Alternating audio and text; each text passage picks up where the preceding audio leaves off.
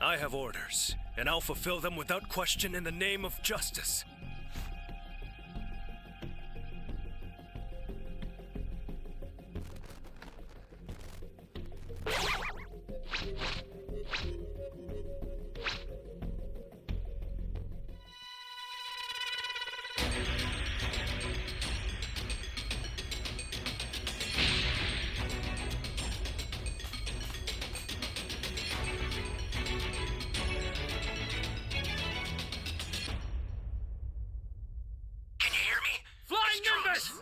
I've set a super time machine, as well as a crate of supplies. Here's how to launch. Find the power keys, then place them in the right spots.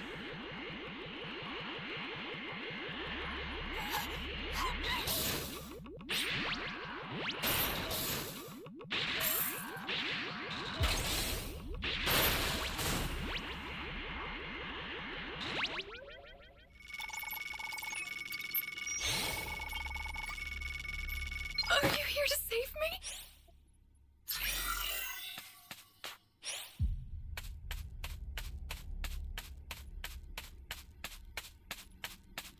You found a power key. Go slot it.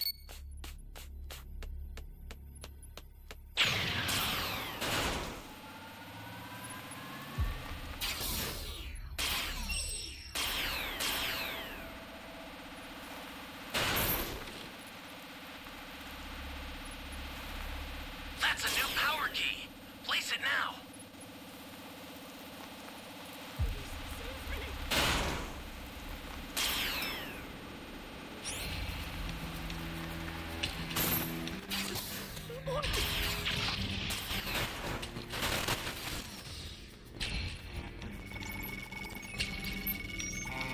Hey, great! You found another power key. Savior. Use it quick.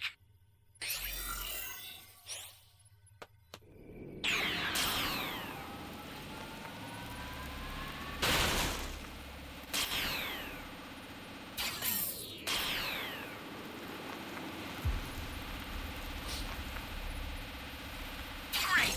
You know what to do with that key.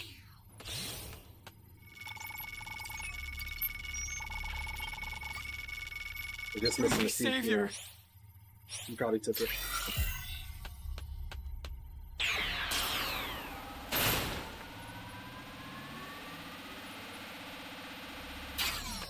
Welcome. Thank you. Oh. Flying Nimbus!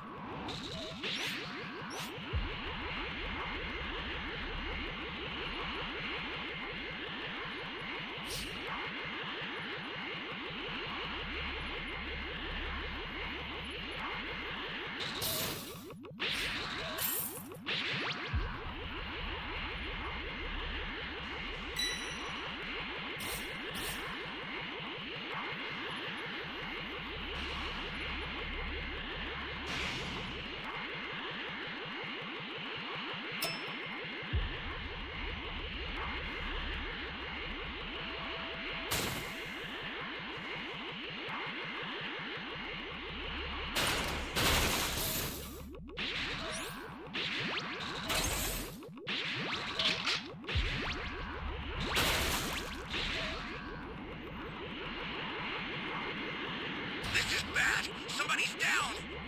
Exercise extreme caution if you're going to help them.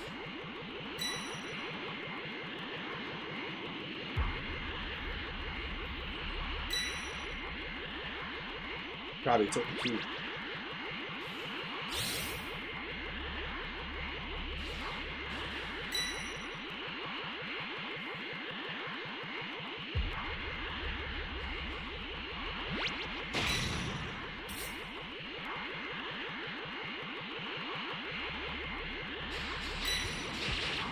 Stay calm. This guy ran right to me, bro.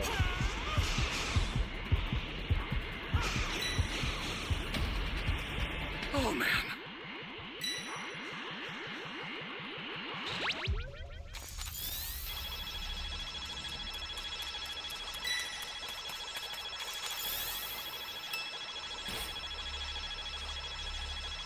Get up!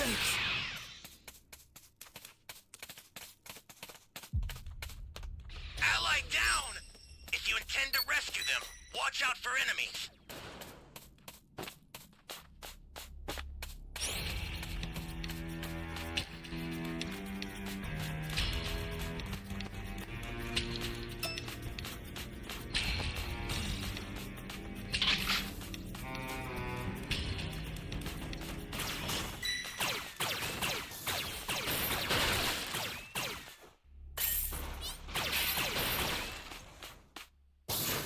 don't know if this guy took the key or if we just can't find it. Flying Nimbus!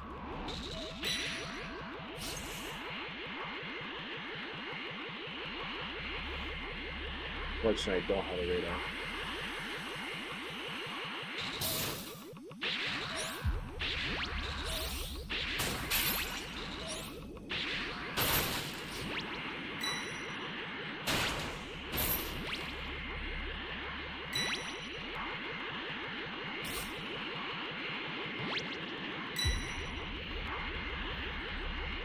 An ally needs your help.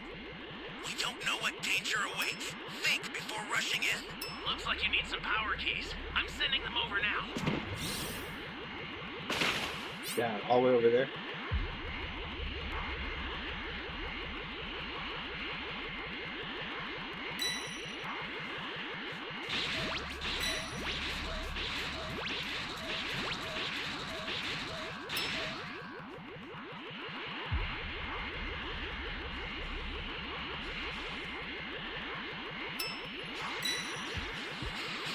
Stay calm. Stay calm.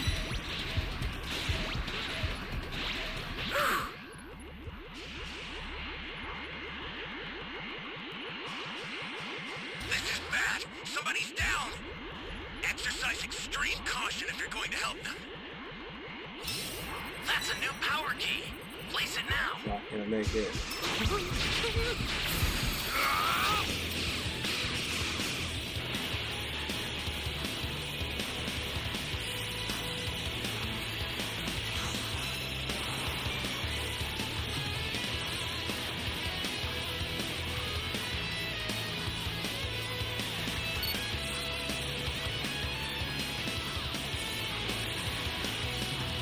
The startup system for the super time machine is ready. Head there now.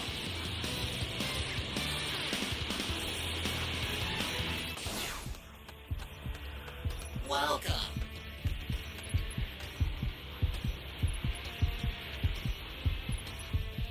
Stay calm. Stay calm. We originally lost them. I lost my dragon chain.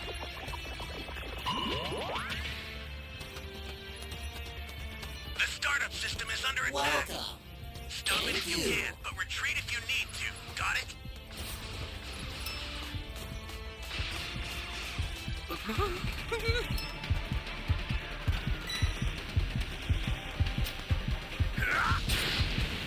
The startup system's under attack. It's dangerous, so tread carefully if you want to get closer. Bastard! Got it.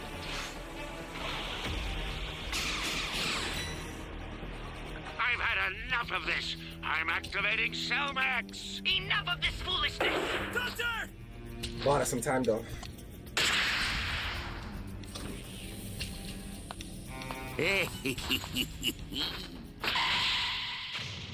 I'll send some supplies to help. Make good use of them. We got all the Dragon Balls.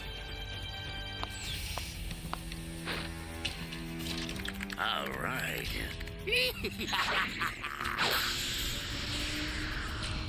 I'll take care of them, but I need you to buy me some time.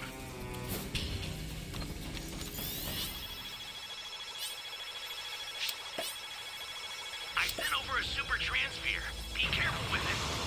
Should make it easier to deal with them. Bro, there's a person who has the last Dragon Ball, I owe you one. and there's 6 balls in the cave.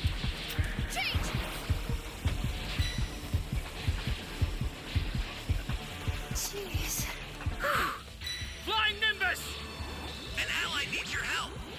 You don't know what danger awaits. Think before rushing in.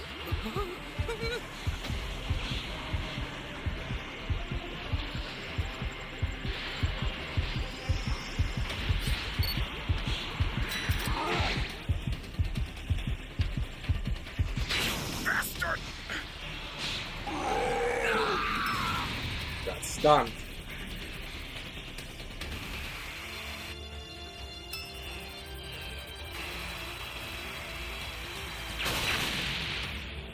Are you nuts? Watch it!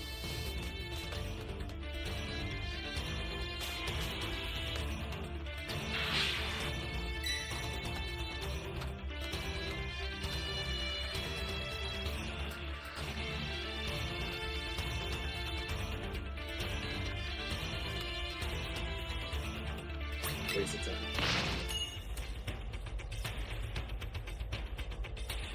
Other than Kami, otherwise known as God. Goku is unfamiliar with this entity, and Yajirobe immediately dismisses it as fake, prompting Korin to explain that he's indeed real, but only sees those who are strong, brave, and pure of heart. This makes Goku eligible to meet him, but Yajirobe unfortunately doesn't meet the criteria. Curious about Kami's whereabouts, Goku learns that his palace is situated above Korin Tower. Yajirobe expresses disbelief, but Korin tells him to shut up, and clarifies that they can't see the palace because it's too high to be seen from their vantage point. Goku suggests using the flying Nimbus to get there, but Korin dismisses the idea, stating that it can only fly as far as his tower. Yajirobe proposes stealing a rocket, but Korin says it won't work as it would be rejected mid-flight. Korin then insists that the only way to reach Kami's palace is by using the power pole to get there. Goku wonders about this, and Korin explains that the power pole was originally created to connect the Earth to Kami's sanctuary. He states that he lent it to Master Roshi a while back, not thinking that anyone would actually need it. Realizing it was passed down to him from his grandpa Gohan, Goku reaches for the power pole to get started, but discovers it's missing. Panicking, and reminded that he misplaced his pole after his battle with Piccolo, Goku calls on the flying Nimbus, leaving quickly to find it. Unable to find the power pole on the battlefield, Goku continues to panic at the thought of not being able to revive his friends, but suddenly recalls that fortune teller Baba could locate it for him. He visits her, requesting assistance in locating the staff, prepared to repeat the custom of fighting her 5 challengers in order to get the information. However, Baba insists that nobody wants to fight the person who killed Demon King Piccolo, and offers to reveal the location to Goku for free. After a quick reading, Baba reveals the power pole is at Kame House. Confused on what it's doing there, Goku takes off, as Baba thinks on how Goku actually managed to save the Earth. Soon after, Goku arrives at Kame House, rushes in, and is greeted by his remaining friends. In a hurry, he grabs the power pole and excitedly announces his plan to visit God and restore life to his friends as he takes off, leaving everyone confused at what he just said. Back at Korin Tower, Goku, with the power pole in hand, catches his breath. Korin instructs Goku to place the staff in a connector on the tower's roof, which will extend to reach Kami's sanctuary. Korin then provides Goku with a bell as a symbol to prove his worth, and despite Yajirobe's concern about Goku's appearance in his tattered clothing, Korin assures him it won't matter, as they'll get messed up anyway, confusing the two. Goku seeks clarification, wondering if Kami is violent, but Korin states he's a great man, but elaborates that Goku will undergo a test in the divine realm, expressing confidence in Goku's abilities. Though Yajirobe is uneasy about the prospect, Goku remains unconcerned. With determination, Goku activates the power pole, propelling himself upward. Korin anticipates Goku's reaction upon encountering Kami's face, and Yajirobe questions if he's ugly. Korin says yes, but states his face will look quite familiar. As the power pole ascends, Goku finally sees the colossal spherical structure in the distance and draws closer. The staff halts, connecting to a large fixture with a small hole at its tip. Goku notices a ladder above him, skillfully uses his tail to reach it, and ascends from the power pole to reach the sanctuary. He finally arrives at his destination, the tiled floor lacking walls or a ceiling, featuring meticulously maintained trees and a temple on the opposite side. In the center of it all, though, stands a figure with distinctive features: black skin, large eyes, and lips. Greetings exchanged, Goku queries if the figure is Kami, only to discover he's Mr. Popo, Kami's servant. Mr. Popo wonders how Goku managed to defeat Piccolo, surprising Goku of his knowledge of the battle, but Mr. Popo claims that Kami knows all. Goku expresses curiosity about Kami's dwelling and expresses his desire to visit. To gain entry though, Mr. Popo demands proof of Korin's approval. Goku presents the bell, prompting Mr. Popo to initiate a test, a match against himself. He states that if Goku wins, he'll earn the privilege of meeting Kami. Confident, Goku readies himself and begins with an after image technique, but Mr. Popo effortlessly lands a punch, surprising Goku. Unfazed and assuming it to be a lucky hit, Goku charges again, asserting the match will end with one powerful hit. However, Mr. Popo casually delivers another successful punch to Goku's face. Popo jokes about him being lucky again and calls Goku weak,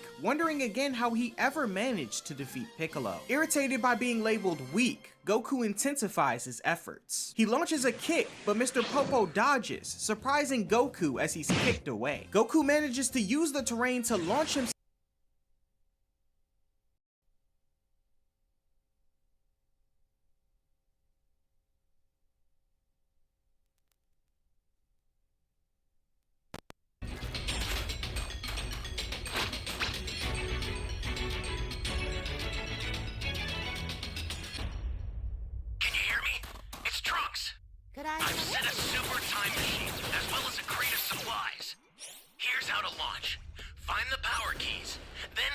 in the right spots. Welcome. Flying Nimbus! Yeah.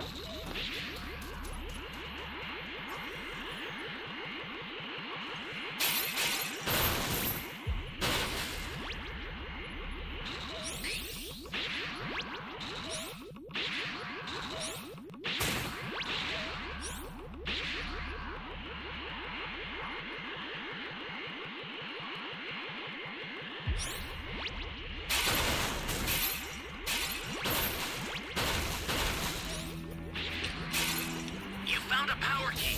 Go slot it.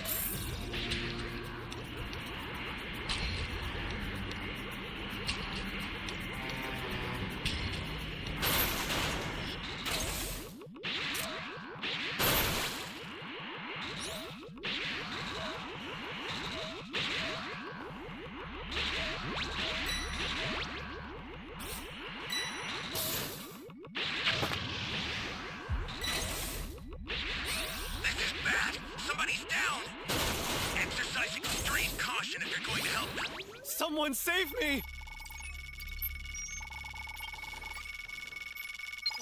Thanks.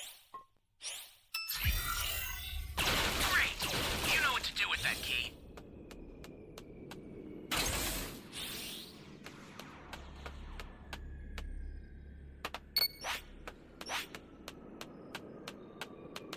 No radar. Flying Nimbus! Great. You found another power key. Use it quick.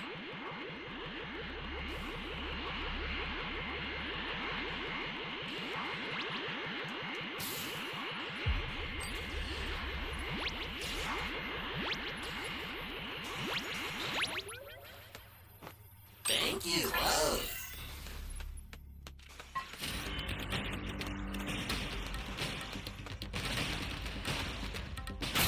Great. You know what to do with that key.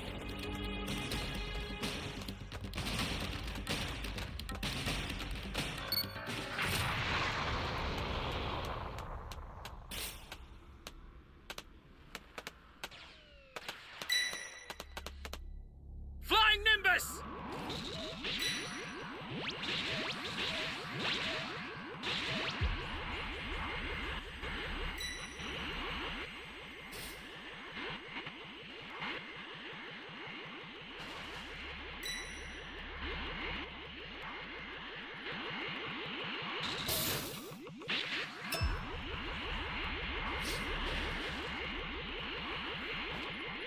Ally down! If you intend to rescue them, watch out for enemies. You still have a player with no, Hey, great! You found another power Dragon key. King. Use it quick. crazy. Where is this key?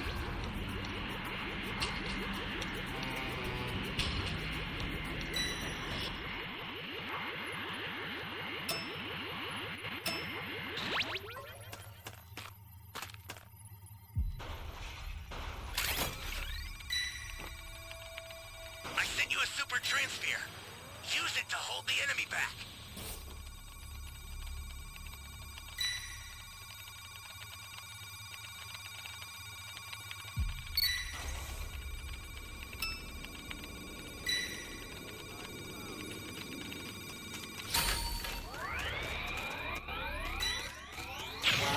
Fortunately, that person got camped.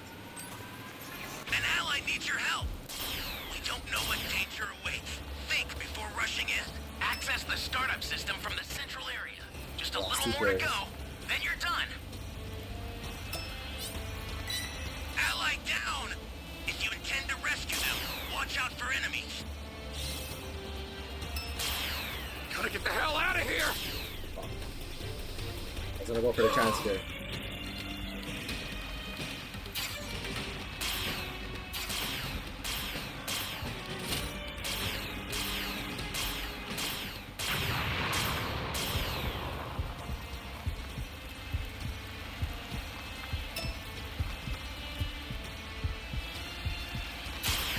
Can't go that way. Startup system's under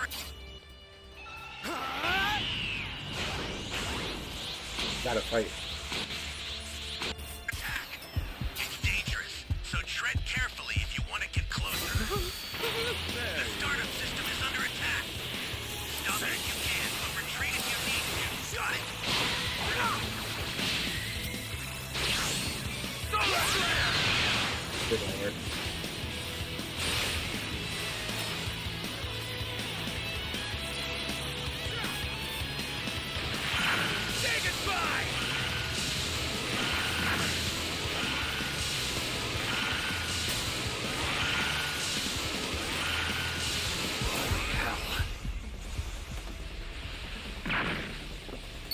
man.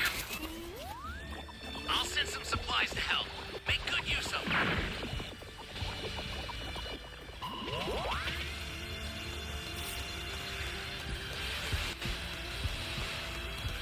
Flying Nimbus!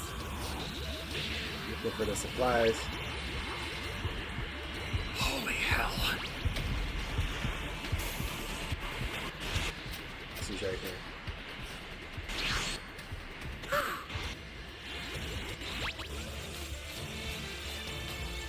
We lost the level 3. An ally needs your help. We don't know what danger awaits. Think before rushing in.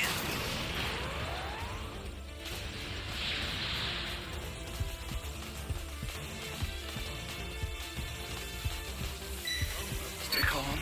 Stay calm.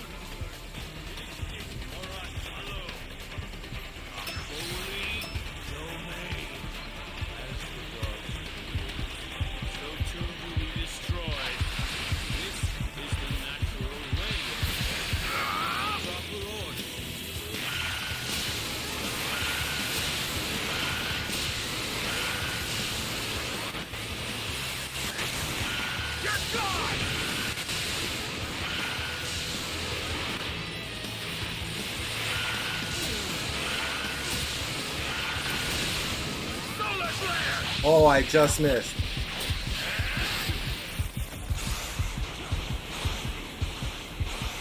Flying Nimbus! Oh man.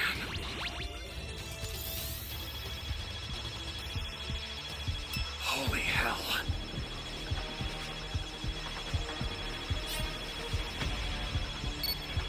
You better go to the machine, bro. Head up! I owe you. Ally down! If you intend to rescue them, watch out for enemies.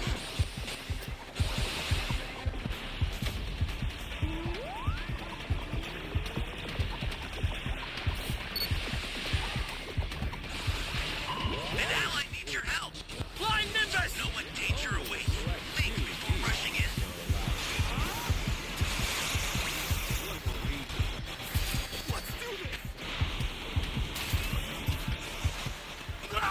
Dude, that drink! Fuck! Fuck, Zamasu, bro. Oh my gosh.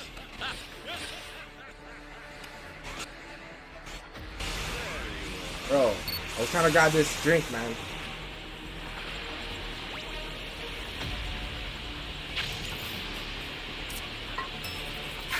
The startup system's destroyed.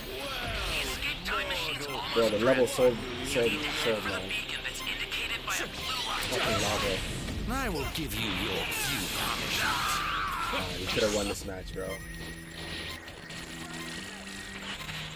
My form is justice, and my form. I don't know why the drink had to land in the lava. It should have just landed back in the should just land back on the ground.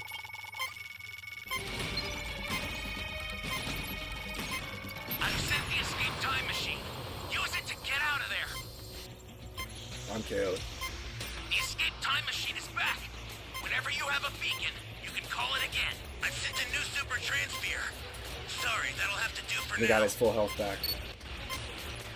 He lost.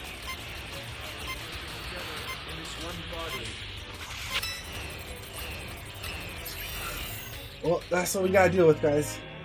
Some bullshit.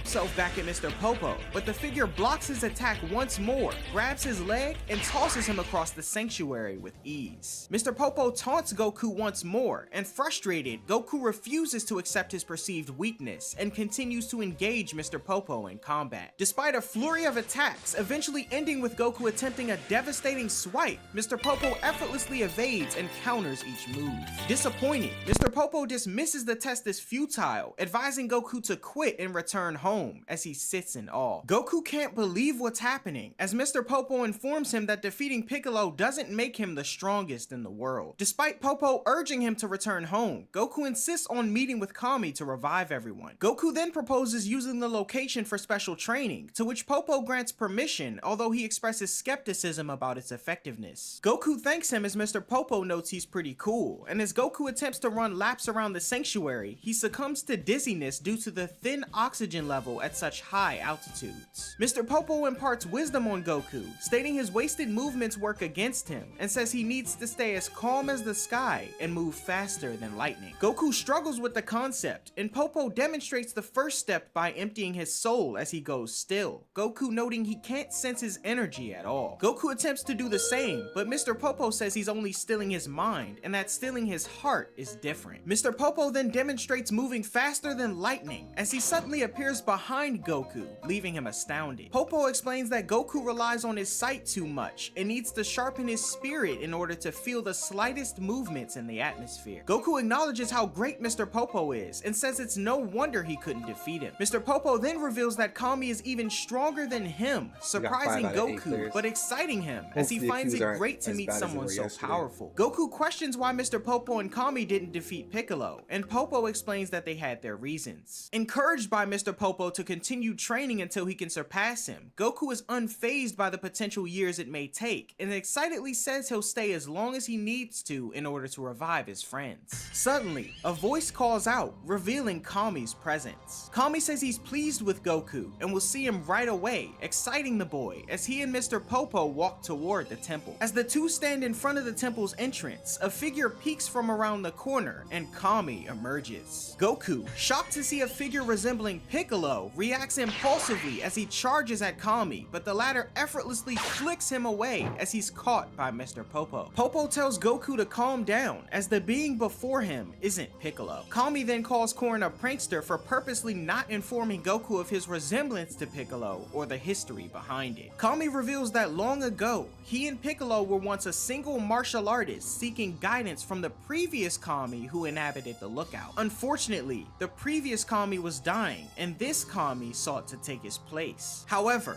the previous Kami wouldn't allow it, as he noticed his potential successor was harboring an evil deep within his heart. With extensive training, Kami expelled the evil, which manifested itself as the Demon King Piccolo, wreaking havoc on Earth until Goku's victory over him. As a token of gratitude, Kami offers to grant Goku's wish to revive his friends, under the condition that he stay with him to train a bit longer, to which Goku states he wanted to do that anyway. Kami then reveals that he can resurrect Shenron to grant the wish for Goku, but warns him that once it's fulfilled, this will be the last time he does it. Kami says that Goku and the Earthlings need to be able to depend on their own strength, and moves to reactivate the Dragon Balls as Goku thanks him for his help. Kami instructs Mr. Popo to fetch Shenron, and he returns with a glass-encased Shenron statue in pieces, mirroring the real Shenron's state. Kami requests Popo to repair it, and as Popo meticulously reassembles the statue, Goku inquires about its origin. Popo reveals that he crafted it, and Kami has the ability to bring it to life. Kami then says that in truth, he didn't plan on reviving Shenron, as he created him to instill hope for the people of Earth, but all they've done is use him for their own selfish desires. Kami acknowledges Goku's difference in character, and with Popo finishing the task, tells them to step aside while he begins his work. A magical blast from Kami rejuvenates the Shenron statue, and the dragon's energy emerges, descending toward Earth. Kami explains that he's returning to the Dragon Balls, and unlike the usual year of dormancy, a wish can be granted immediately. Goku is eager to reunite with everyone, but Kami reminds him that he promised to stay behind and train. He says that after 3 years of perseverance, Goku can see his friends at the next Tenkaichi Budokai, as Piccolo will be there too, looking to take his life. Shocked, Goku questions Piccolo's resurrection, prompting Kami to reveal that You and this planet are as good as space dust! You're no match for me. I just so happen to be the strongest of all of the Saiyans.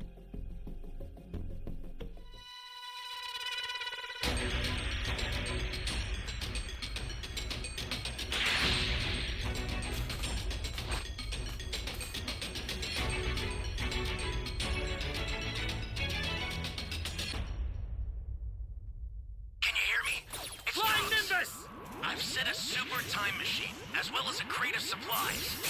Here's how to launch. Find the power keys, then place them in the right spots. You have my thanks.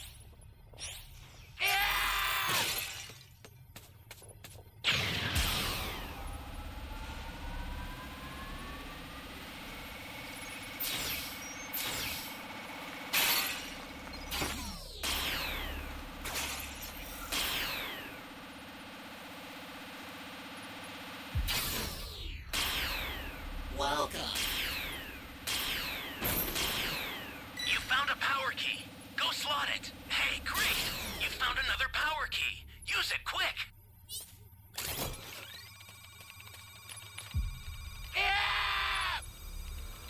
Welcome.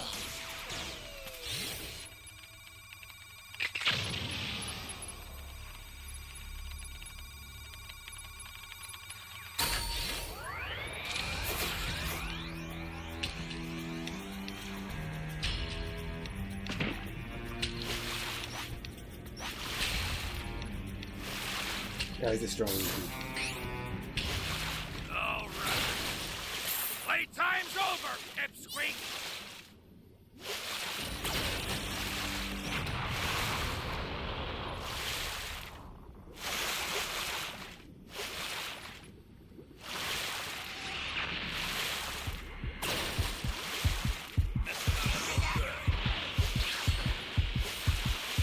Great. You know what to do with that key.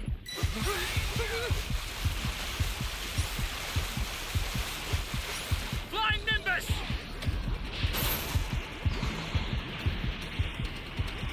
Ally down! If you intend to rescue them, watch out for enemies. That's a new power key. Place it now. Yeah, I have to get out of there.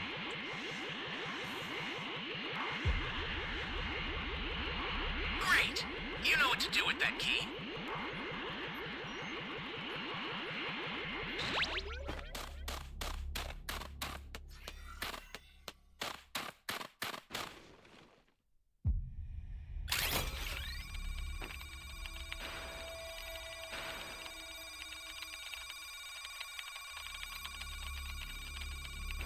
We found all the keys, but we're still all low levels.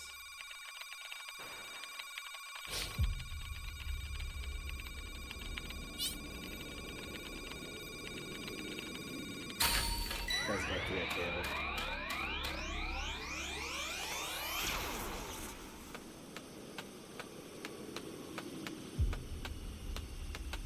From transmission to him, I guess.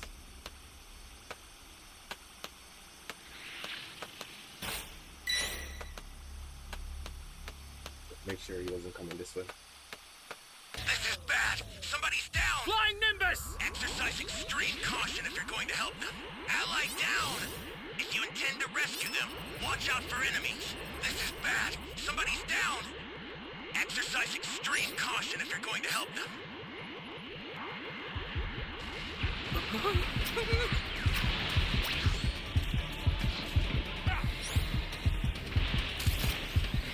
The startup system for the super time machine is ready.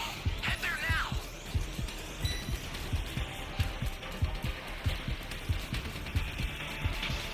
Ally down! If you intend to rescue them, watch out for enemies. Down! Here comes a pain!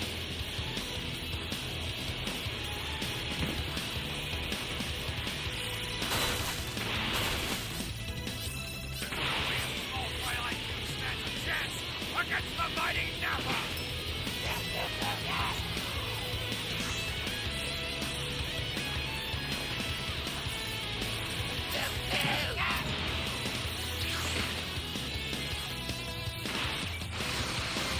An ally needs your help. We don't know what danger awaits. Think before rushing in. There's been a change of plan. Where's my thank you? Your diet. Flying Nimbus!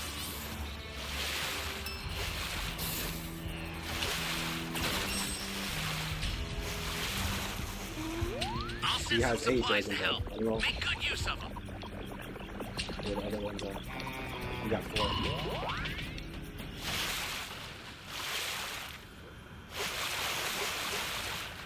You and this planet are as good as space dust!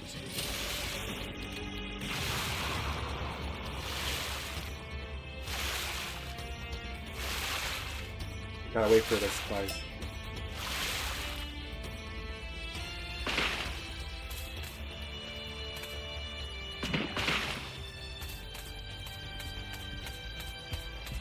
The I've already startup came. system's under attack. Flying Nimbus! It's dangerous, so tread carefully if you want to get closer.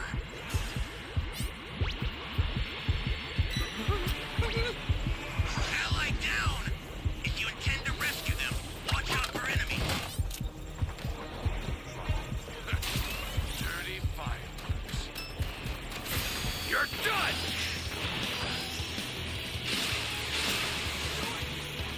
Got it. I'll take over.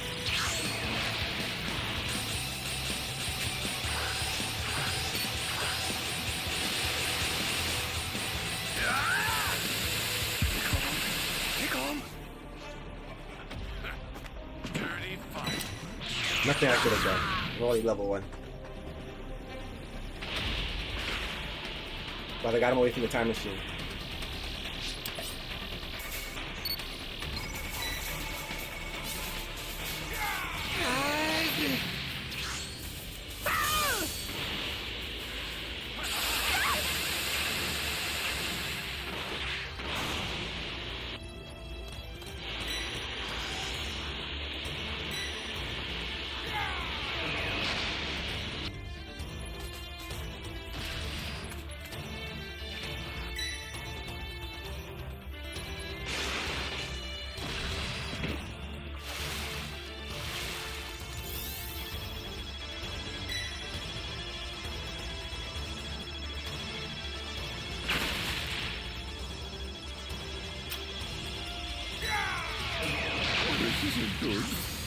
Now.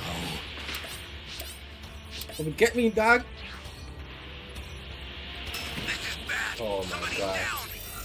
Exercise extreme caution if you're going to help them. This guy's sold on the time machine.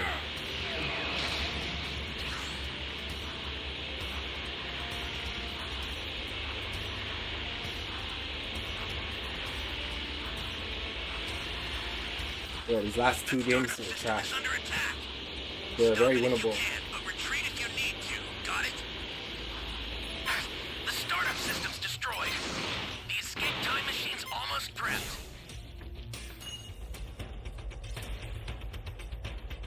Piccolo, having left behind an offspring, is alive and growing stronger, seeking revenge on Goku. Only Goku can confront this threat, as neither Kami nor Mr. Popo can engage him in battle, and Kami instructs Goku to kill Piccolo once and for all after his 3 years of training has ended. Goku expresses a desire to start training immediately, but excuses himself to use the restroom first, prompting a comedic fall from Kami and Mr. Popo. As Goku departs, Popo questions Kami about the consequence of Piccolo's defeat, as they used to be the same being, meaning if Piccolo dies, Kami will die as well. Kami acknowledges the inevitability of his demise, viewing it as his duty, and takes responsibility for Piccolo's rampage in the first place. He reveals that he's awaited someone like Goku and sees potential in him to succeed. Meanwhile, at Kame House, the Dragon Balls are gathered and Shenron appears in his majestic form. Bulma and the others are surprised at the dragon's resurrection, learning that Goku asked Kami to revive him and is training at the sanctuary for the next Tenkaichi Budokai. Already aware of the group's wish, Shenron grants it, and Krillin, Master Roshi, Chaozu, Nam, and Girin are revived. The Dragon Balls disperse, and the news about Piccolo's defeat spreads among the newly revived, as they wonder about Goku's whereabouts. Yamcha reveals that Shenron said something about Goku being trained at the sanctuary, surprising Master Roshi, who notes that this could Right now, only we're at mean 8. that Goku's trainer is none other than God. This news shocks everyone, and Master Roshi notes how amazing Son Goku is, and how in terms of strength, he's far inferior to him. Yamcha Everyone's speculates on having a good night. Goku's increasing strength, while Tien expresses eagerness to train and defeat Goku at the next Budokai. Meanwhile, Goku meditates at the sanctuary, discontent with the stillness. Kami emphasizes the need to first train his spirit, and on Earth, Tien, Yamcha, and Krillin intensively train, anticipating their reunion with Goku. 3 years come and go, and outside of the Tenkaichi Budokai grounds, rain pours as Master Roshi and Launch stand under an umbrella, awaiting the arrival of the others. A taxi pulls up, and Bulma, Oolong, and Puar emerge. Bulma greets Master Roshi and Launch, and Roshi admires Bulma's transformation over the years, prompting an elbow to the face for his inappropriate touching. Inquiring about Yamcha's absence, Master Roshi learns that he left West City for solitary training. Roshi then states that Krillin followed suit, influenced by Goku's absence. Suddenly, a familiar voice greets the group, though they don't recognize the individual. The man then says he's happy to see everyone looking healthy, and inquires about the whereabouts of Krillin, Tien, and Yamcha. This inquiry then prompts surprise from everyone as they realize it's Goku, all grown up. Removing his turban after the rain stops, Goku is excited to reunite, noting his perception may be affected by the headgear. Goku wonders if everyone shrank, but stunned, they tell him he's gotten taller. Goku then teases Bulma about her red lips, mistaking her lipstick for being sick. Suddenly, 4 more fighters join. Yamcha, with long hair and scars, Krillin, taller but not as imposing as Yamcha or Tien, and Tien and Chaozu in their familiar outfits with new symbols. The group reacts with a mixture of surprise and awe, and Yamcha says he hoped for more of a reaction, but Krillin says it's probably due to their major changes. Goku then confronts Krillin, telling him he looks great, and a long silence falls between everyone in the group. Krillin wonders if this is really Goku, and when his friend confirms, the two share a heartfelt moment as the others express their astonishment at Goku's change in appearance. As time passes, a megaphone announces participants to head to the competition hall, as elimination rounds will begin soon. Goku inquires about Master Roshi providing them with gi this time around, but he declines, stating they're all walking their own paths and will have no need to wear his uniform anymore. The group prepare to leave, and Tien privately questions Master Roshi if he plans to compete this time. Roshi, however, declines, realizing he doesn't stand a chance against his former students anymore, as Bulma admires how good Goku looks, stating he's become quite a man. Inside, Krillin, Yamcha, and Goku don outfits similar to Master Roshi's, each having thought alike before the tournament. Yamcha then points out Goku's missing tail, and Goku explains that Kami removed it, mentioning something in the past about wanting to put the moon back together, and that Goku's tail was getting in the way of that. Suddenly, Goku senses something, and everyone wonders. He then spots a green guy with pointy ears, a turban, and a mantle, staring menacingly at him. Yamcha and Krillin are oblivious to this figure, but Tien knows the face all too well. Goku privately acknowledges Piccolo's offspring, now grown to adult size. Piccolo and Goku exchange smirks before he walks away with a cold demeanor. Tien then inquires if one of Demon King Piccolo's family members survived, and Goku tells him that's one way of explaining it, but urges Tien to keep it quiet to avoid causing a panic. Yamcha, Krillin, and Chaozu are curious as to who that person was, but Goku explains that he and Tien were just acknowledging the guy's strength. Soon after, a girl taps Goku on the shoulder, recognizing him as Son Goku. This surprises everyone, but Goku questions her identity, leading her to yell at him viciously and storm off in irritation. Krillin, curious about who the girl was, receives no answer from Goku, prompting Krillin's jealousy as he's still looking for a girlfriend. The tournament official then announces the start of the preliminaries with only 72 contestants, much fewer than before due to the high levels of power in last year's Tenkaichi Budokai. The drawing for preliminary blocks begins, and Tien instructs Chaozu to scatter the group's numbers, including Piccolo's, so they can see what he's made of. Goku draws number 2, placing him in block 1's first match. He notices how all of his friends were scattered across blocks, and states they won't meet until the finals. The preliminary matches to determine the 8 finalists commence, prompting everyone to head to their respective blocks. At block 1, the official goes over the rules of the tournament and instructs number 1 and number 2 to take the contestant platform. Krillin expresses excitement about witnessing Kami's training, and Tien and Yamcha notice Goku's match and decide to join Krillin in watching. In the ring, Goku faces King Choppa again, who declares he won't be defeated like he was in the 22nd Tenkaichi Budokai. The match is called to begin, but Goku remains unmoving, irritating Choppa. Yamcha notes Goku's absence of ki, while Tien remarks that Goku has completely cleared his mind, making victory impossible for Choppa. Choppa charges at Goku to kick him, but Goku vanishes. Goku appears behind Choppa, and Choppa, thinking Goku might be in the air, is surprised when Goku delivers a slight tap to the back of his neck, knocking him out. Goku is declared the winner, and impressing the spectators, Yamcha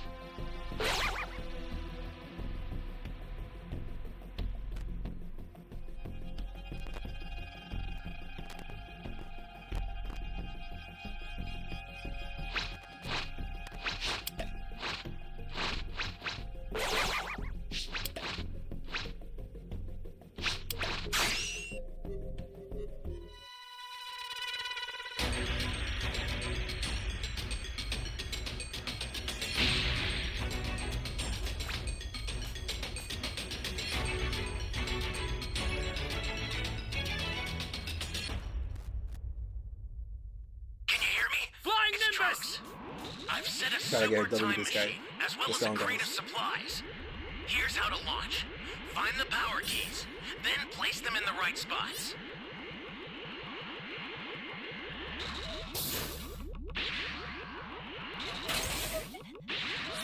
Let's see.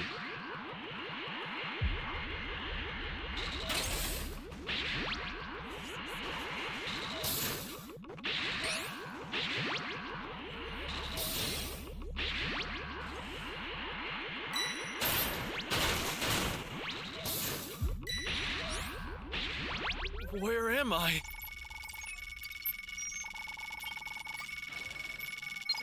Thanks.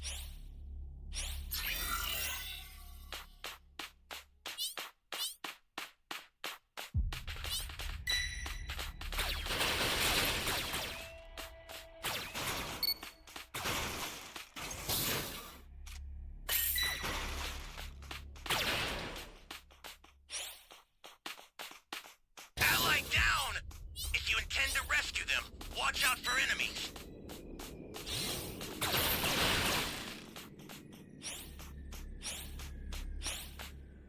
Crazy, those just 3 keys lined up like that. Flying Nimbus!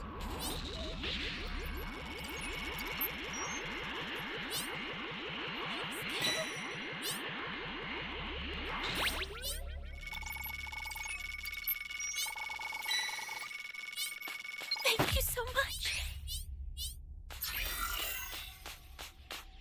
This didn't is save for bad. that. Somebody's down! Exercise extreme caution if you're going to help them. Guy keeps stealing my cubes, bro.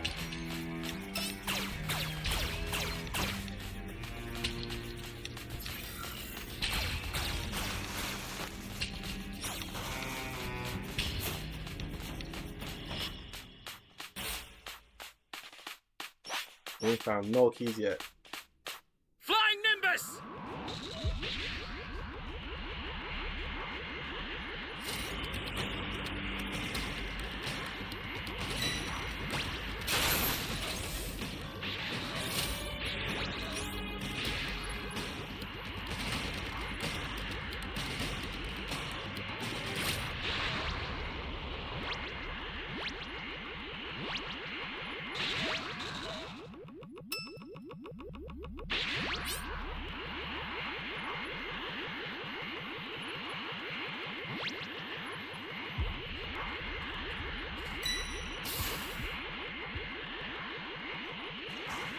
Guys, KO.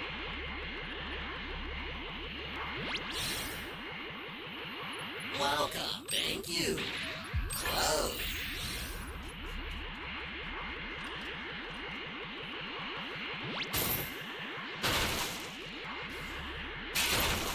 Please help me. You found a power key. Gotcha. Go slot it. You're my savior.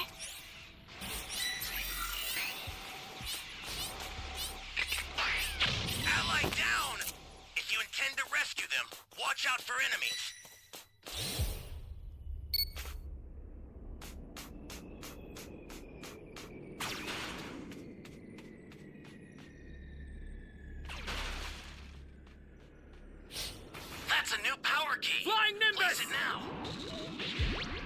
Oh shit. What's the odds of that?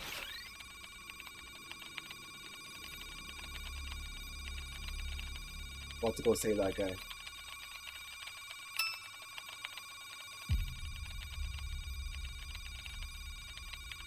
Hey, great! You found another power key. Use it quick.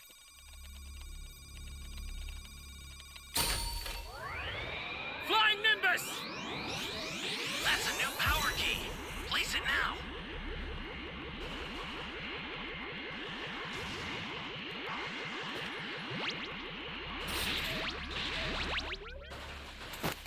Get up! Thanks. What is this guy doing, bro? Trying to steal his soul?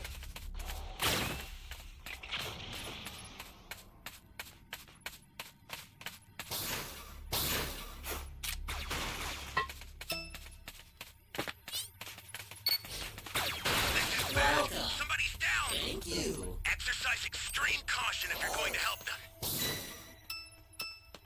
Flying Nimbus! Guy trying to fake the death so he can let the guy die and steal his soul.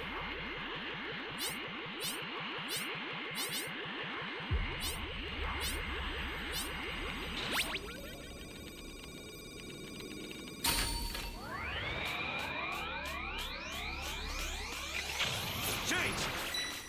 Access the startup system from the central area. Just a little more to go, then you're done.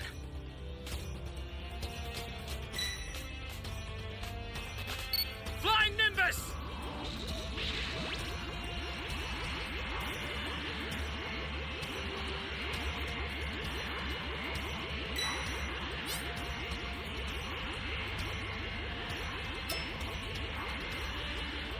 The startup system's under attack. Stay calm. It's dangerous. Stay calm. So tread carefully if you want to get closer.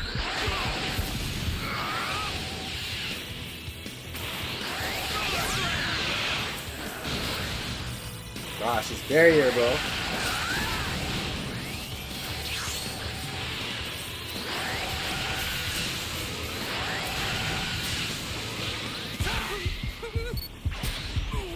Flying Nimbus!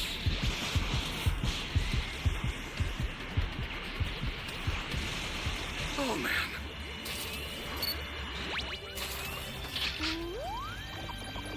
Can't beat that barrier, man.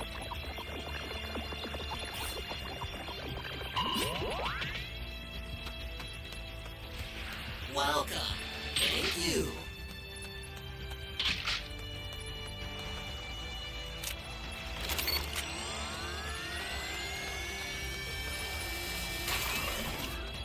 I'll send some supplies to help. Make good use of them. Flying Nimbus!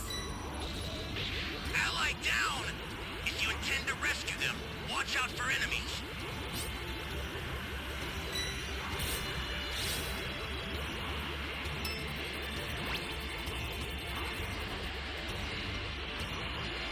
This is bad. Somebody's down. Exercise extreme caution if you're going to help them.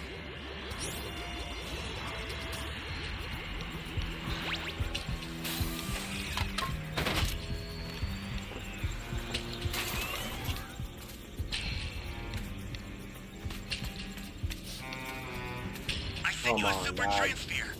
Use it to hold the enemy back. About to get my dragon change. Flying Nimbus! We got all the Dragon Balls. The startup system is under attack. Stop it if you can, but retreat. Stay calm.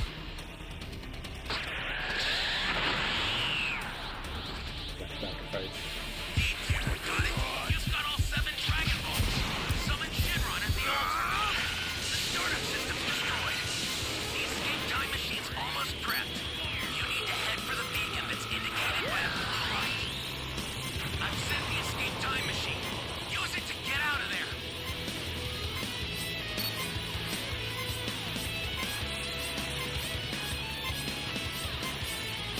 Oh, still my cue.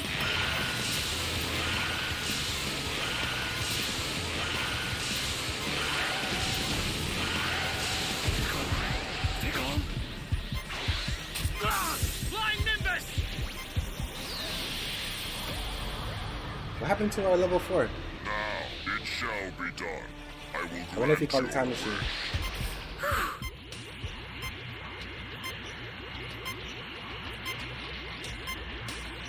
He level 4 though.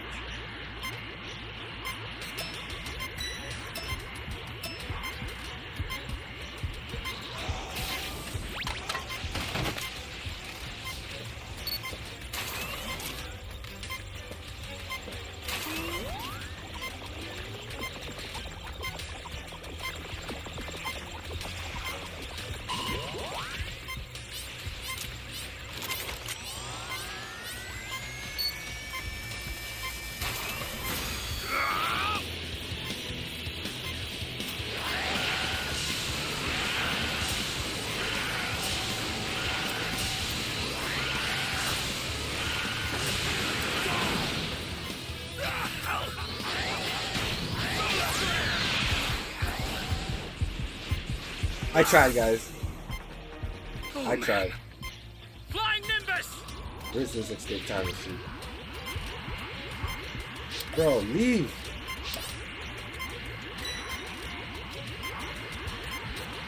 The escape time machine is back. Wait. Whenever you have a beacon, you can call it again.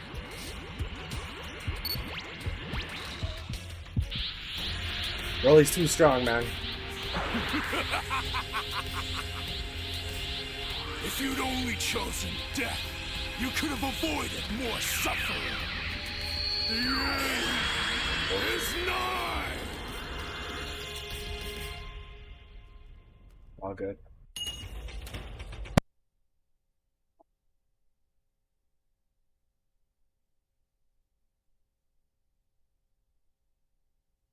Notes Goku didn't use any of his strength, while Piccolo watches as well, confident that nobody stands a chance of defeating him, and vows to pulverize Goku in front of everyone. Soon after, Krillin, Yamcha, and Tien also win their matches. However, Chaozu faces defeat, battered by an unknown opponent. Tien notices something amiss and rushes toward Chaozu, who appears to be dead. However, the man who defeated him notes he has just enough life in him left to survive, as he didn't want to be disqualified. Tien looks up at the opponent and is surprised as both he and Goku recognize him as Mercenary Tao. Goku can't believe this, and Tien notes that Mercenary Tao is supposed to be dead. Tao, however, claims he doesn't die easily, revealing that he was in bad shape and had to be healed, though the process took some time. Krillin questions Goku about who this person is, leading Goku to explain that he's Mercenary Tao, an assassin and Master Shin's younger brother, technically making him the mentor of Tien and Chaozu. Goku believed that he'd killed Tao in the past, but the hitman reveals he used his earnings to be revived as a cyborg, significantly enhancing his power. Tao states he's not interested in winning the tournament, rather his sole objective is to take son Goku's life. He says Tien will be next, who he perceives as a traitor. Tien clarifies that he hasn't become one of Master Roshi's students, but he realized the ideologies of Master Shin was wrong. A challenge is issued, and Mercenary Tao anticipates the upcoming fight with enthusiasm. Later, Piccolo secures victory in a match by effortlessly flicking his opponent with his finger. Krillin observes the assembly of remarkable participants, acknowledging the high level of talent present. At the same time, Goku reflects on Piccolo's abilities, stating he's much stronger than his father was. Time passes, and Goku easily wins another match, securing his place in the finals along with Tien, Krillin,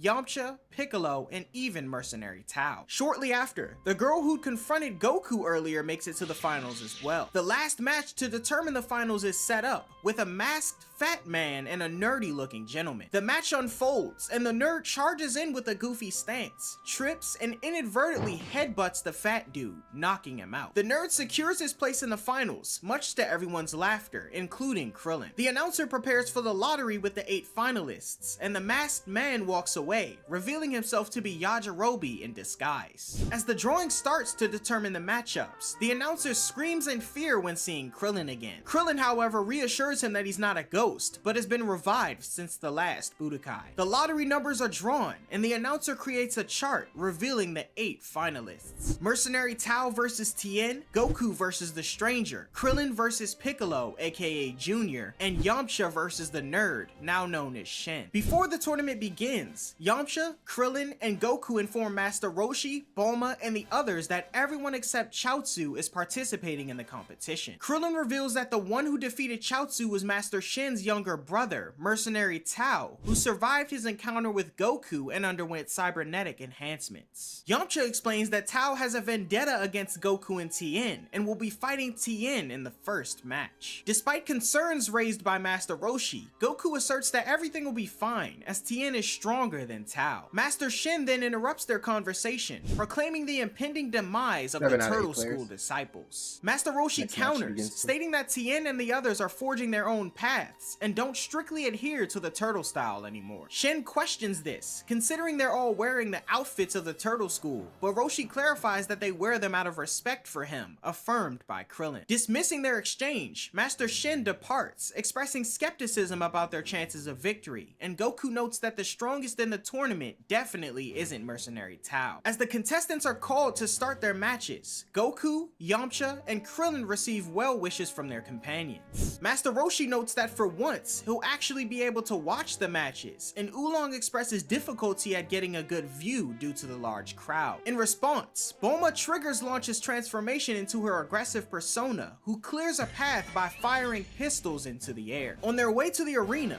Krillin questions Goku about his confidence in Tien beating Mercenary Tao. Goku explains Tien's superiority, but changes the subject to ask if Krillin or Yamcha would like a sensu bean, which will satisfy their appetite for 10 days. Smiling at one another, Krillin says that they already have some, and Yamcha reveals that Master Roshi informed them about climbing Korin Tower 3 years ago, where they grabbed some sensu along with Tien and Chaozu, and went their separate ways to train. Krillin mentions encountering Yajirobe, who was invited to the Budokai, but notes he seems to be absent. Goku states he might not like this sort of thing, but watching from afar, Yajirobe privately tells Goku to shut up, as he showed up but lost. Soon after, the announcer initiates the 23rd Tenkaichi Budokai, calling Mercenary Tao and Tien for the first match, as Launch shouts encouragement to Tien. The match begins, and the audience, including Yamcha, Goku, Krillin, Master Shen, and Master Roshi, watch intently. Mercenary Tao charges at Tien, who effortlessly evades the attack and counters by striking Tao on the back. Tao falls to the ground, much to the surprise of the onlookers, but rises and notes Tien's gotten better over the years. Tien,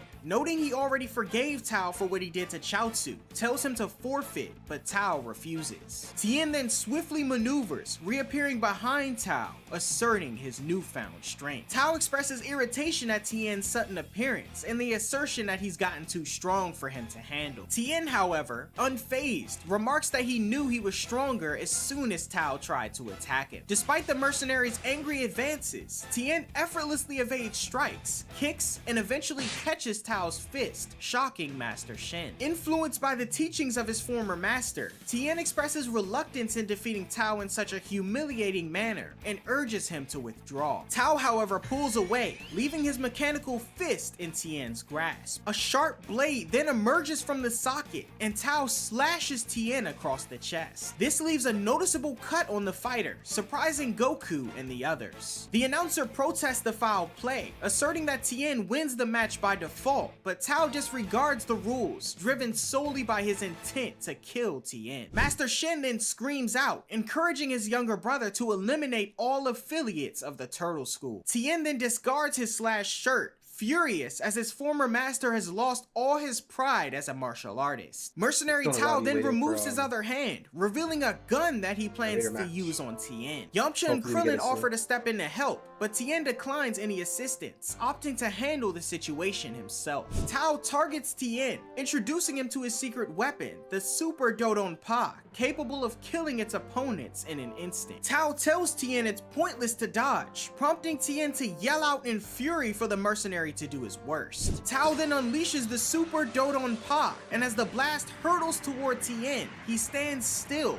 much to the surprise of the others. In response, Tien emits a resounding cry, nullifying the blast completely. Tao can't believe what he's seeing, and Tien rushes forward, delivering a punch to Tao's stomach, rendering him unconscious. Tien carries the mercenary to Master Shin and tells him he'll likely stay unconscious for several days. Requesting them to leave, Tien tells the two to never show their faces around them again, and Master Shin departs with Tao on his shoulders. As Tien walks backstage, Goku praises his efforts, and both Yamcha and Krillin note that Tien is becoming a more formidable opponent. The second match is announced, and the announcer calls out Goku and the strange woman, who refuse to give her real name. Goku enters the ring and seeks an explanation for the girl's anger, but she blames it on him. Goku questions the girl, asking if she might be confusing him with someone else. However, she confidently asserts that he is indeed who she's looking for. The spectators ponder her identity, while the announcer signals the start of the match. The girl initiates with kicks and strikes aimed at Goku, who skillfully evades her attacks. Perplexed, Goku inquires if they've met before, prompting the girl to confirm their previous encounter. She continues her assault while expressing frustration about Goku not understanding a girl's emotions and being kept waiting for so many years. Claiming that Goku has forgotten a promise, the girl launches into the air, delivering kicks that Goku narrowly dodges. Observing her movements, Master Roshi notes similarities to the Turtle Hermit style. Goku and the girl both descend back to the ring, and Goku, still puzzled, questions the nature of the forgotten promise. The girl then reveals that it was a promise to take her as his wife, surprising Krillin, Yamcha, Master Roshi, and the others. Goku, unaware of the concept of marriage, consults Krillin for an explanation, prompting a comedic fall from everyone. Krillin and Yamcha react humorously, with Krillin wondering when Goku managed to get engaged to such a cute girl. Yamcha then clarifies the meaning of marriage, emphasizing spending the rest of his life with her. Goku wonders when he promised such a thing, and questions the girl on her name, but she says she won't give it to him unless he defeats her. Determined to fulfill such an easy task, Goku prepares himself, although the girl claims she won't be so easily defeated. On the sidelines, Oolong, aware of the girl's identity, taunts Bulma and mentions that they were present during Goku's first meeting with her. Goku, ready for the match, throws a punch that creates a shockwave, sending the girl out of the ring. This development surprises everyone, and Goku says he might have overdone it a little. The announcer then declares Goku the winner of the match, although nobody actually saw what happened. Master Roshi then explains to himself, thinking that the girl was simply thrown out of the ring by the wind of Goku's blow. Goku encourages the girl to stand up, and Piccolo, watching from above, recognizes Goku's technique is similar to the Demon Clan's. The girl, now rising, says she chose well to pick Goku as her husband, and announces herself as Chi-Chi, the Ox King's daughter. This prompts shocked reactions from Goku, Yamcha, Master Roshi, Bulma, and Puar. Goku recalls their conversation at the Ox King's castle and finally remembers, realizing he misunderstood the term wife to be some kind of food. Despite the revelation though, Goku agrees to marry Chi-Chi, who excitedly grabs his arm and walks backstage with him. The crowd cheers, all except Goku's friends, who stand in disbelief. Backstage, Goku advises Krillin to be cautious as he faces Piccolo in the next match, and warns him to go all out from the start. The announcer then calls on Krillin and Junior, who meet each other in the ring and exchange insults. Piccolo belittles Krillin and goads him to make the first move, prompting Krillin to acknowledge the insult and vow not to hold back. Anticipating the upcoming exchange, Krillin readies his fists and lowers them to his waist as a silence falls on the arena. Krillin then thrusts them forward, releasing a blast from each hand aimed at Piccolo. Evading the blast and ascending, Piccolo finds the projectiles persistently following him, prompting him to neutralize them with I-beams. Unexpectedly, Krillin leaps into the air and delivers a punch to Piccolo's face, propelling him into the distance. Halting himself mid-air, Piccolo notes that Krillin isn't as weak as he looks as he descends back into the ring. Krillin charges toward Piccolo, who skillfully sidesteps. Thank you for subbing. Shout out to Memphis. Krillin jumps sideways, launching Appreciate you a dropping series by. of punches at Piccolo. Right now we're Despite playing Piccolo's Dragon Ball The successful Breakers. blocks, Krillin We're watching a manga persists, until the next prompting match Piccolo begins. to ascend once again. Following So suit, stand by. Krillin jumps after him, only to be kicked down toward the ring's perimeter. Goku and the others believe the match to be over, but in a surprising twist, Krillin halts himself mid-air, revealing his newfound mastery of flying, much to the realization of Master Roshi, Tien, and Goku. Krillin lands back in the ring, and impressed, next match should Piccolo begin in about states 2 that minutes. Krillin's movements and Just follow endurance the point. aren't to be underestimated. As a show of good faith, Piccolo decides to unveil a glimpse of his true power. Bulma encourages Krillin, dismissing Piccolo's display as a bluff and urges him to defeat the adversary. However, Goku issues a word of caution, acknowledging the validity of Piccolo's statements. Piccolo questions if Krillin is prepared, but Krillin tells him to hurry up, as he wouldn't have waited even if he wasn't. Reassuring him, Piccolo declares that he has no intention of killing Krillin, but thinks to himself that he will, eventually, in addition to Goku and the rest of his friends. The arena falls silent, and in a swift motion, Piccolo pulls back his arm and extends it across the ring, seizing Krillin's leg. This move shocks the others, and effortlessly retracting his arm, Piccolo yanks Krillin back and delivers a powerful punch, sending him hurtling towards the rear wall. Undeterred, Krillin rebounds off the wall and charges at Piccolo with a punch. However, Piccolo evades the attack, responding by kicking Krillin high into the air. In pursuit, Piccolo ascends after Krillin, who recognizes that this is his final opportunity to win the battle. Initiating the Kamehameha technique, Krillin starts the chant, but Piccolo swiftly appears behind him. Krillin abruptly turns around and releases the energy blast with a resounding cry, and although the attack connects, Krillin realizes that Piccolo utilized the after image technique to avoid it. Goku urgently warns Krillin to look behind him.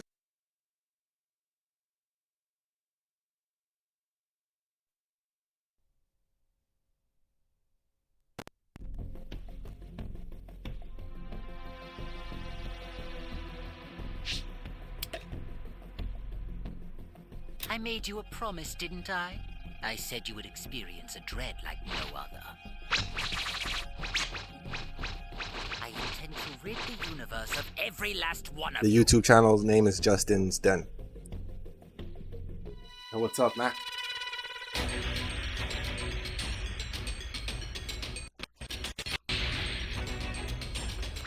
Give me a second.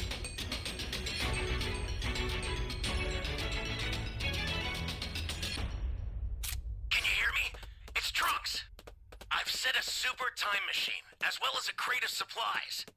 Here's how to launch. Find the power keys, then place...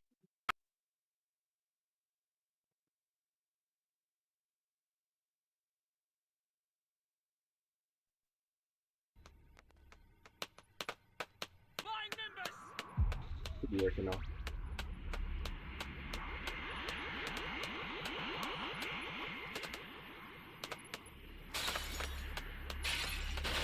Found a power key. Go slot it. Hey, great! You found another power key. Use it quick. Where is everyone?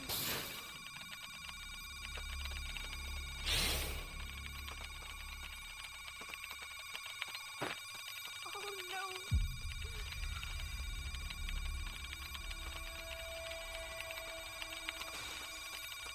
Oh no. I got you. Great! Flying You know Nimbus! what to do with that key.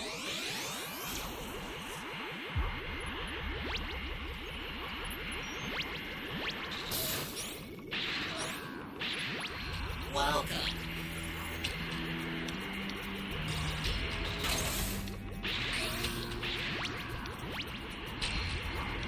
Oh, come on! Here. Thought I was a goner there.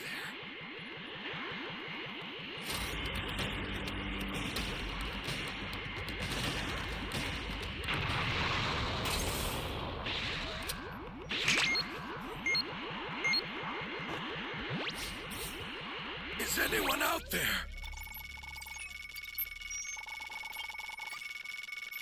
I am grateful. If you know the game Dead by Daylight, it's just like that, but Dragon Ball Edition.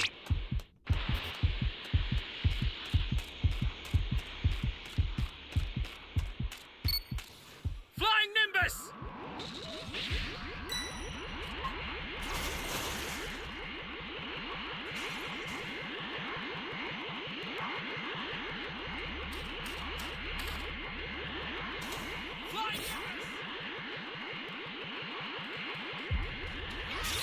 So far we have 5 Dragon Balls.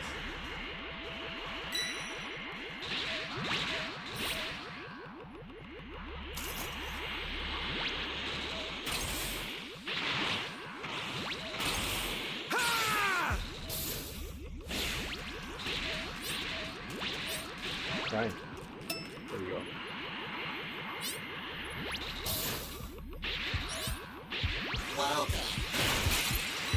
hell. Ally down! If you intend to rescue Well, them, watch he out wanted the for Dragon enemies. Balls, and now he lost. He lost the Dragon Balls. Where is everyone?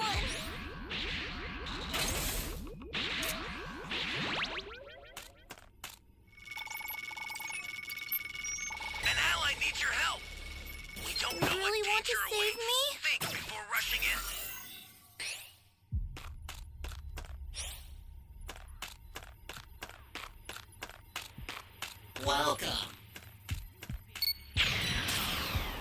Stay calm. Stay calm.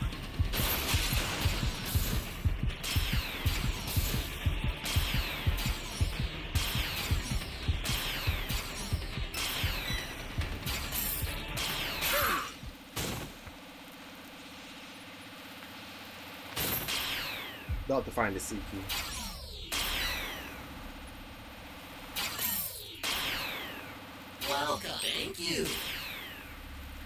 Ally down!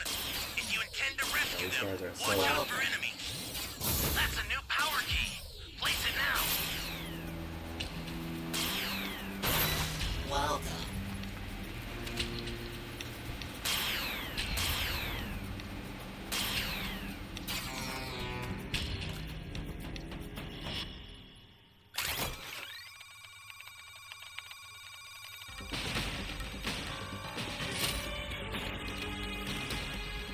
This is bad. Somebody's down. Exercise extreme caution if you're going Yeah, to help everyone's them. playing that. Seems like it's a fun game.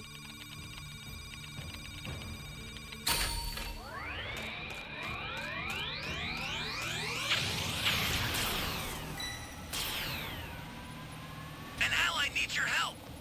We don't know what danger awaits. Think before rushing in.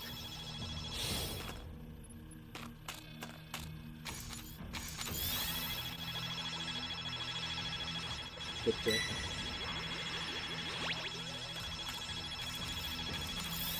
Get up! Ally down! If you intend to rescue them, watch out for enemies. Flying Nimbus!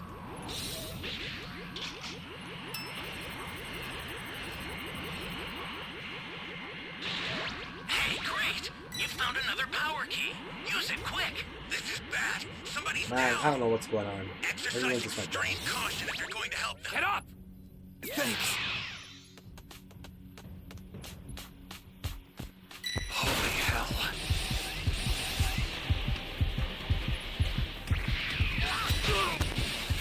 Here comes a pain! Solar Flare!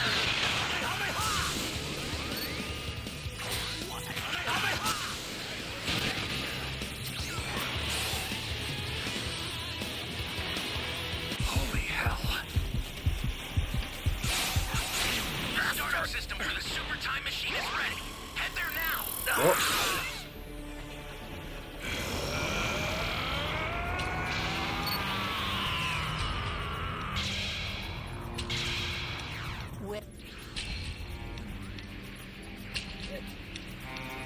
I'll send some supplies to help. Yeah, Make check good use Steam. of 'em.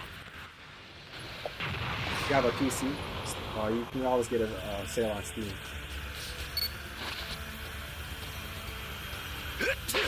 But the game's only like $20. Not that expensive. I owe you one. Flying Nimbus! Ally down. If you intend to rescue them, watch out for enemies.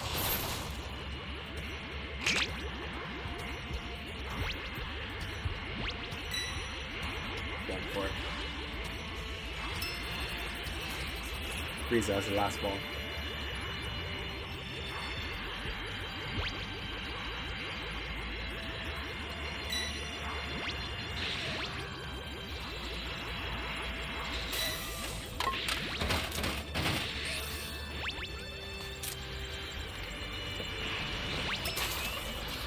This is bad. Somebody's down. Exercise extreme caution if you're going to help them.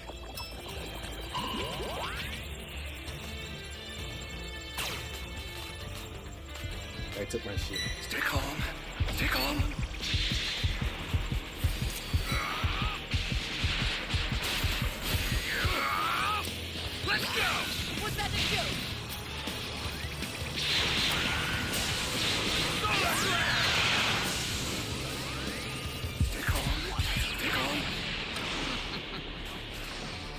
Did he get the Dragon Ball?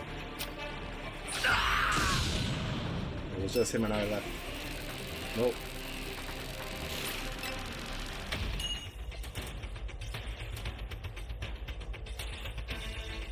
And the real Piccolo bids Krillin a farewell as he forcefully smashes the fighter down toward the ring before he can react. Forcefully, Krillin collides with the ring's surface, lying motionless, surprising the onlookers. Landing beside him, Piccolo assumes he's killed Krillin with just an ounce of his true power and says he'll be disqualified. Sometimes you can get out However, for like $5. Krillin slowly rises to his feet, much to Piccolo's astonishment. The warrior ultimately collapses though, stating he can't fight anymore and gives up. The announcer declares Piccolo the victor, acknowledging Krillin's incredible and memorable performance. Goku assists Krillin off the stage as he's met with cheers from the enthusiastic crowd. Master Roshi notes that Krillin has indeed become a great martial artist, and Piccolo thinks to himself that the world may not be so easy to conquer after all. The announcement for the fourth match is made, and Shen nervously approaches the ring. Krillin comments to Yamcha that he's lucky, and Yamcha confidently makes his way to the ring, anticipating a swift victory. Shen tells Yamcha that he hopes they'll have a fair fight, and Yamcha playfully agrees. Observing from the audience, Yajirobe, noting both fighters in the arena, says that Yamcha is destined for a pitiful loss. Goku also senses something peculiar about Shen,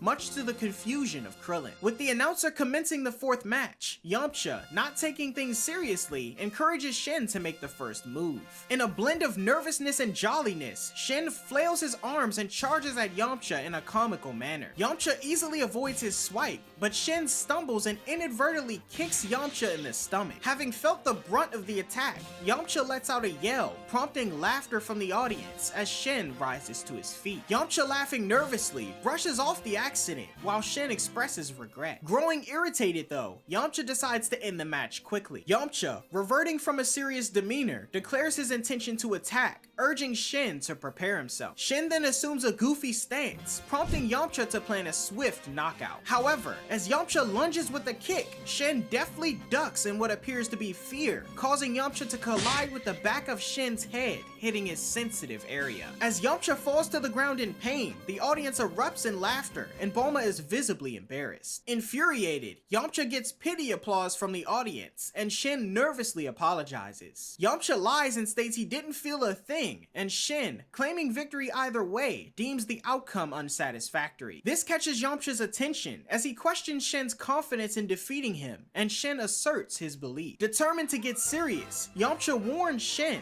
who tells the fighter to give it his best. The two prepare to engage, and in an unexpected twist, Shen quickly delivers an elbow strike to Yamcha, sending him crashing to the arena floor. This development shocks everyone, including Goku, as Yamcha rises to his feet, wondering what just happened. Shen proceeds to lecture Yamcha, stating he made assumptions about his strength based on his outward appearance, and because of that, he failed to examine his inner power and see how strong he truly was. Yamcha stands in disbelief, his mouth bloodied, and Yajirobe, recognizing Shen's extraordinary abilities, isn't surprised. The crowd's demeanor is changed from laughter to silence, and Yamcha, shocked by Shen's skills, shifts to a serious demeanor and vows to win no matter what. Shen asserts he can't let that happen, and as Yamcha charges at him, his punches are blocked repeatedly, and his feet are kicked backward as he drops to the ground. Yamcha attempts to kick at Shen, but Shen skillfully blocks it and counters with a punch to Yamcha's face. Krillin wonders what's going on, and Bulma yells for Yamcha to finish the match. However, Master Roshi states it won't be that easy, and acknowledges the strength of Yamcha's formidable opponent. Undeterred, Yamcha launches another kick at Shen, who effortlessly dodges it and reappears behind Yamcha, delivering a powerful kick to his back. Shen, criticizing Yamcha's impractical jumping, emphasizes the difficulty it poses in avoiding blocking attacks. Goku, observing the fight, wonders about the mysterious nature of this opponent. Yamcha rises to his feet, angered that Shin is treating him like a child, but Shin informs Yamcha that he's simply much stronger than him, and says that achieving his level would require extensive training. Shin then cryptically mentions that he's not human, and in response, Yamcha questions if Shin is an alien. Shin clarifies that his current form is merely a borrowed body, not his true identity, prompting Goku to contemplate what this could mean. Determined to step up his game, Yamcha decides to unveil a new technique. Extending his right hand with curved fingers and the palm facing up, Yamcha thanks Shin for the advice, but declares that he won't lose. Focusing his energy to a greater extent, Yamcha generates a sizable ki ball. Readying himself to attack, he launches what he declares the spirit ball at Shin, but it misses initially. Undeterred, Yamcha demonstrates control over the energy sphere, guiding it back towards Shin. Shin, however, adeptly dodges, causing the spirit ball to crash through the ring. Yamcha acknowledges Shin's speed, but maneuvers the energy ball back up, successfully hitting Shin in the face and knocking off his glasses. This move surprises the onlookers, as Yamcha revels in his presumed victory. Unexpectedly though, Shin recovers and swiftly advances toward Yamcha, delivering a powerful strike to the fighter's chest. Yamcha staggers backward and eventually tumbles out of the ring, much to the surprise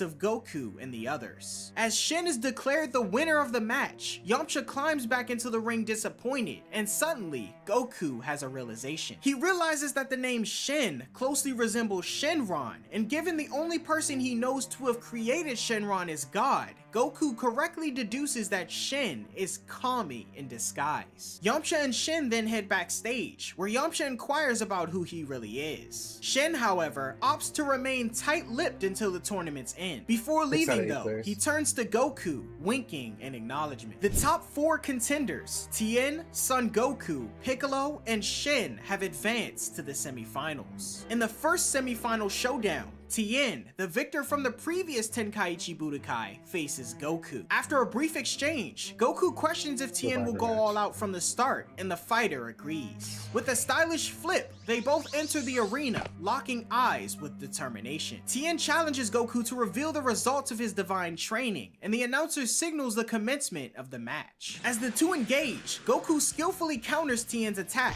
blocking an elbow with his knee. Tien attempts several strikes, but Goku evades with backflips and aerial maneuvers. A blast from Tien is deflected by Goku, leading to an intense mid-air confrontation. The two continue to exchange blows in the air, and descending to roof level, they break apart and propel themselves off the ground, continuing their battle at a blistering pace, too swift for most spectators to follow. However, Piccolo, Krillin, and Yamcha manage to keep up with the rapid exchanges. Returning to view, Goku and Tien clash, intertwining their hands in a test of strength. Goku gains the upper hand by leaning back and propelling Tien into the air. Rapidly ascending, Tien manages to bring himself back down to the arena and charges at Goku, who evades the attack. Pursuing Goku, Tien lands behind him and attempts an attack to the back of the head, but is met with the realization of Goku's after image, much to his surprise. Goku points out that Tien fell for such an old trick and seemed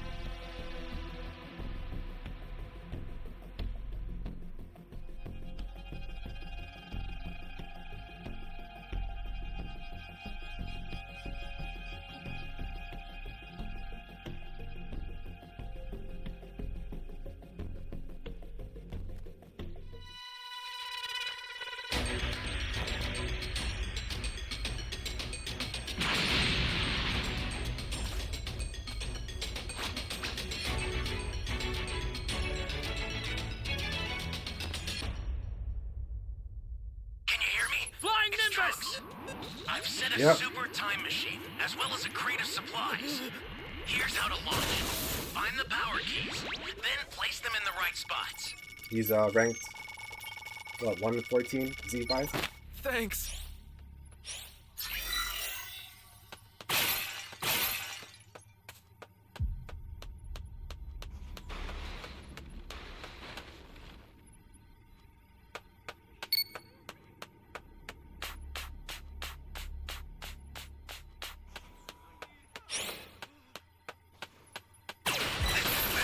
Somebody's down!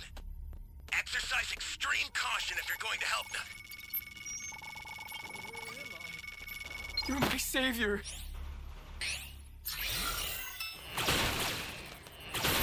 Oh, this guy just gave up.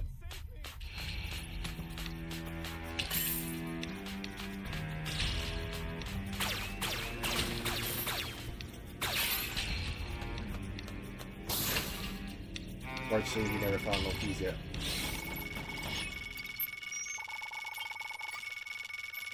Thanks.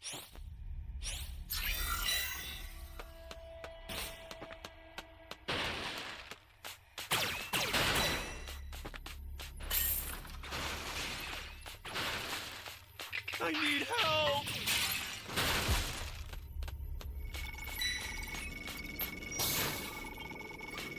Flying shit over here.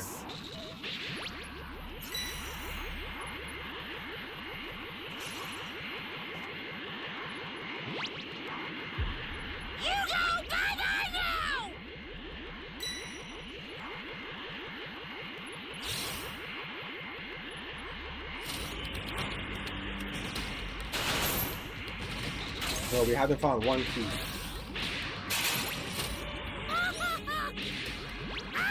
And he's about to go into level 3.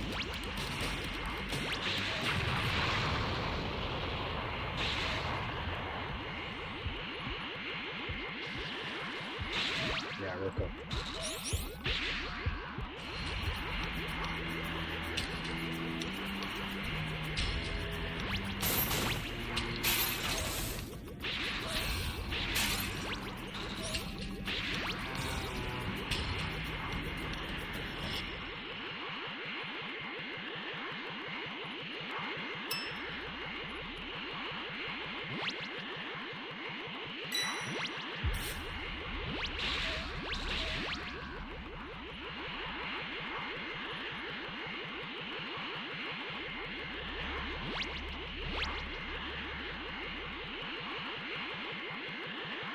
One star.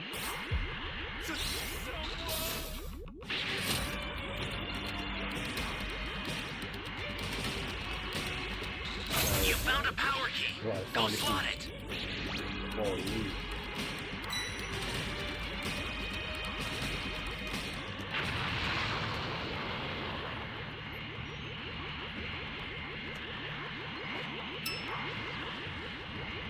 Hey, great! You found another power key. How?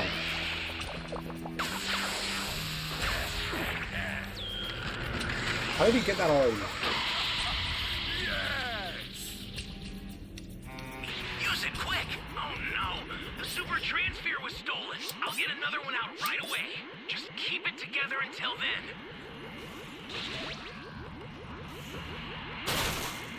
Well, he's level 4 already, though. Game over. I sent another super transfer! Take it and survive this! Thanks. What's the big idea?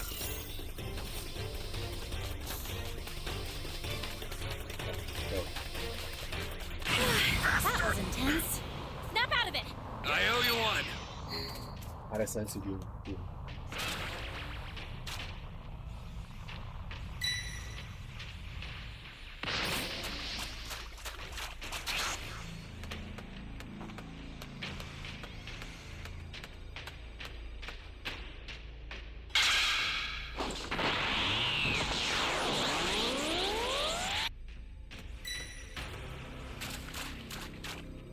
This isn't fair. You're only this strong because you transformed.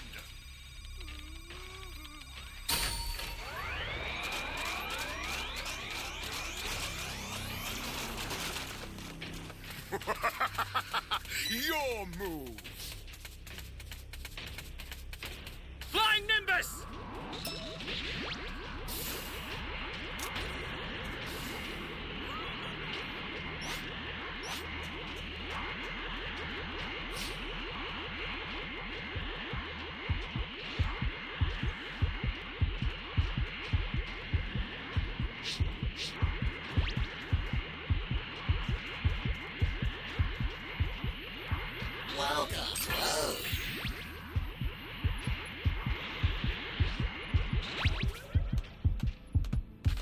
Holy hell.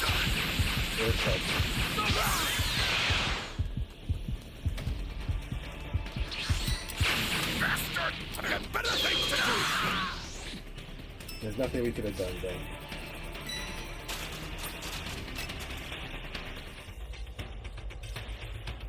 Dear elves. Seemingly out of breath, Tien smiles, as does Goku. Piccolo watches from afar, and although the announcer considers both Goku and Tien to be evenly matched, Master Roshi observes that after everything so far, Goku isn't even tired. Tien acknowledges Goku's impressive progress, stating that he's even better now than he was 3 years ago. However, he asserts that Goku will never be able to win, as there's one thing he hasn't improved on over the years: his speed. Closing in on Goku, Tien suddenly disappears, prompting Goku to vanish as well. The skirmish elevates into the air, with Goku vigorously kicking at Tien. Returning to view, Tien admires Goku's sight and challenges him to cope when his vision fails. Taking a superior position above Goku, Tien elbows him toward the ring. Goku lands safely and executes a few front flips to strike at what's revealed to be an after image with an elbow attack. Ready to resume, Tien reappears and kicks Goku away from the ring. However, Goku swiftly spins back like a tornado and lands, praising Tien's speed. Tien asserts his confidence in winning due to his speed, prompting Goku to request a minute to change his clothes. Goku removes his top, shreds his undershirt, and drops it with a hefty thud, much to Tien's surprise. Upon moving himself to examine Goku's clothing, Tien is astounded as it's extremely heavy. When questioned if Goku was fighting with this weight on, Goku confirms, stating it was a part of Kami's training. Tien then realizes the weight extends to Goku's wristbands and boots as well, which the fighter also removed. Krillin and Yamcha assist Goku by carrying his heavy gear backstage, expressing shock at their weight, as Goku notes each piece is 50 pounds. Tien calculates the combined weight to be at least 250 pounds, causing a stir amongst the announcer and audience. Goku, now feeling much lighter, is ready to resume, and Tien, relishing the challenge, exclaims things are getting more interesting. Tien charges at Goku, who disappears, reappearing as Tien targets him with an elbow. Goku successfully blocks the attack, leading Tien to believe Goku's speed is unimpressive. However, Goku reveals he has Tien's belt, causing the fighter's pants to fall down. Tien gazes down in disbelief as Goku holds his belt, and even Piccolo, observing from the roof, acknowledges Goku's speed. While Tien admits that Goku moves so swiftly that even his own eyes couldn't track him, he asserts that the match isn't over yet. Tien proceeds to reveal a formidable technique, a sure-to-win move, but before explaining further, Goku returns his belt as Tien hastily pulls up his pants. Goku inquires if the technique is the Tri-Beam again, and Tien expresses the danger of the Tri-Beam for both of them and introduces an alternate technique that requires less power but is absolutely unavoidable. He explains that his 3 eyes are insufficient to perceive Goku's movements, but with 12 eyes, nothing can escape his sight. Shocked, Goku questions the concept of 12 eyes, and Tien folds his arms, declaring victory for himself. Suddenly, Tien splits into 2, and those 2 split again, resulting in a total of 4 Tien. Shocked, Goku clarifies that this isn't an after image, as all 4 are real entities. Each of the 4 declares this technique as multiform and immediately charges in, taking each corner of the ring. Goku ponders his next move as all Tien simultaneously unleash blasts towards him. With no other choice, Goku leaps into the air, prompting the Tiens to notice and shoot eye blasts at him, all of which connect head on. Mid-air, Goku is left visibly stunned, eliciting shock from the onlookers. Descending back to the ring, Goku lands, meeting a confident Tien who tells him to give up. Despite the barrage, Goku refuses to yield, stating he won't be hit again anyway. On the sidelines, Master Roshi notes that Goku's not even tired and believes his stamina makes him a formidable opponent. At the same time, Tien believes Goku to be bluffing, prompting the fighter to claim to have discovered 2 weaknesses in Tien's attack. This surprises Tien, and watching from above, Piccolo confidently asserts that Son Goku will win. Skeptical of Goku's claims, Tien asserts that his next attack will secure victory. The 4 Tiens position themselves in separate corners once more, unleashing a barrage of blasts towards Goku in unison. Once again, Goku effortlessly leaps over the projectiles, prompting a Tien to declare that escaping their 12 eyes is impossible. However, before the Tiens can utilize their eye beams once more, Goku employs the Solar Flare flare, leaving everyone blinded feel you on except that. for the You sunglasses see a wearing lot of announcer different and things. Master Roshi. Descending back to the ring, Some Goku people points out catch the on, some first people don't, weakness but of the if you do see Tiens, it, their it's good. reliance on their superior Sometimes you eyesight. get As the Tiens extra attempt to chapters and attack stuff. Goku blinded, Goku explains that their ability to perceive an opponent's movements with their eyesight alone becomes a vulnerability when deprived of their eyes. While one Tien argues that Goku faces the same limitation, Goku playfully disagrees, revealing that he can anticipate an attack without relying on his eyes, a skill acquired during his training with Kami and Mr. Popo. With Tien's vision returning,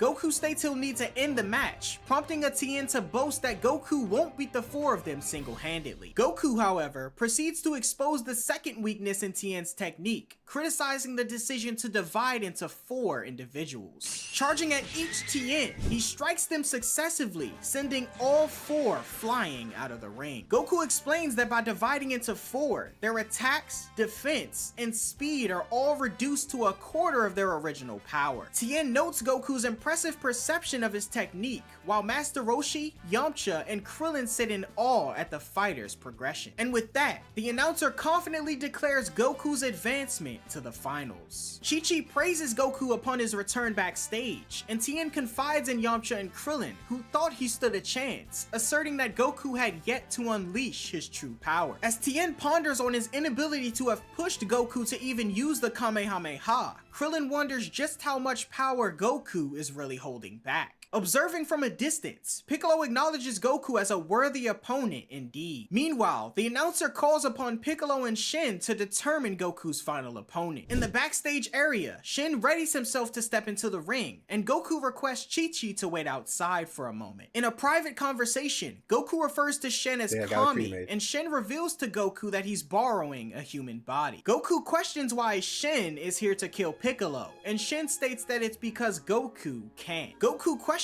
this, but having been reminded about his awareness of Shen's connection to Piccolo through Mr. Popo, Goku remains silent. Shen is frustrated by Mr. Popo revealing too much, but states once more that the death of Piccolo means the death of Kami as well. Shen goes on to state that Goku's knowledge of this fact will prevent him from doing the right thing. Goku suggests finding an alternative to killing, but Shen insists that there's no other option, as he desires to eliminate the seed of Demon King Piccolo that he sowed. Outside the ring, the match is ready to begin, and the delay prompts curiosity among the onlookers. Krillin notices Goku and Shen engaged in conversation, and Shen informs Goku that he believes he's the only one who can defeat Piccolo, as he left most of Goku's training under Mr. Popo and doesn't have much of a grasp of his true power. Goku questions if Shen plans to die, but he cryptically states that Goku shouldn't worry, as he picked up a few things while living amongst humans. With this, Shen heads to the ring, informing Piccolo that he was in the bathroom. Krillin queries Goku about his discussion with Shen, and Goku says he'll tell him after everything's over. As the announcer signals the start of the match, Piccolo clarifies to Shen that Goku is his true target, and says he'll end things quickly. Shen questions if Piccolo intends to eliminate Goku to reclaim world domination,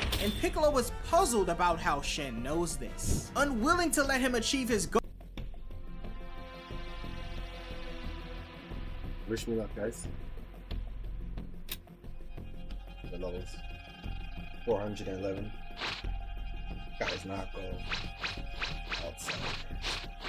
Make me immortal!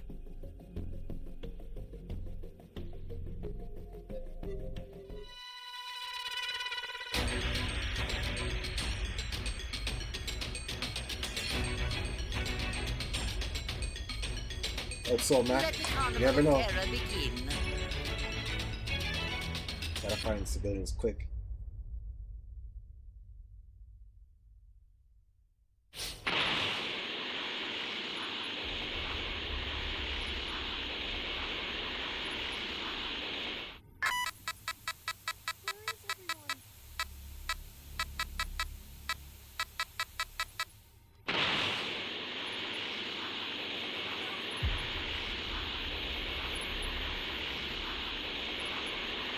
Give me the Dragon Ball. I'm sorry, everyone. You have my thanks.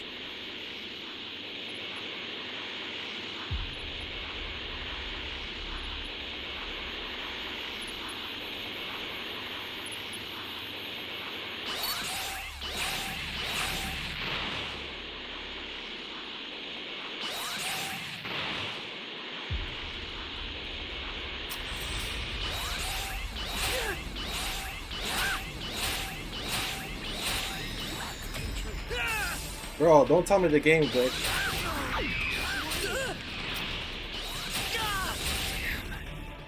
Okay, I don't know what happened. I think that guy's sold.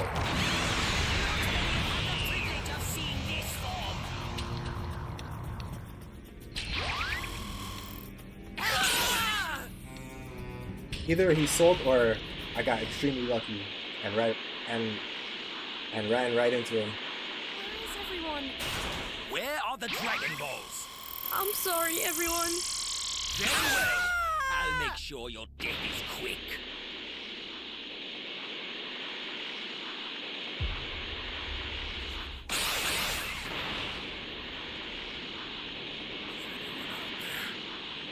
Where are the Dragon Balls? Very well. I'll make sure your death is quick.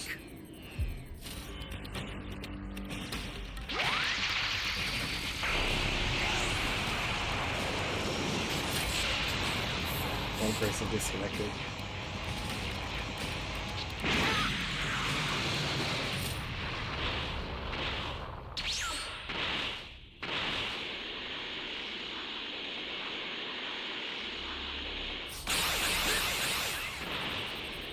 I gotta keep them alive.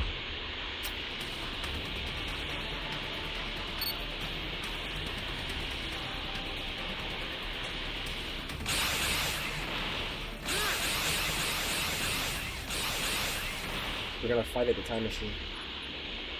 Because if I kill him, the escape time machine will come, right? Do I gotta leave 4 players alive?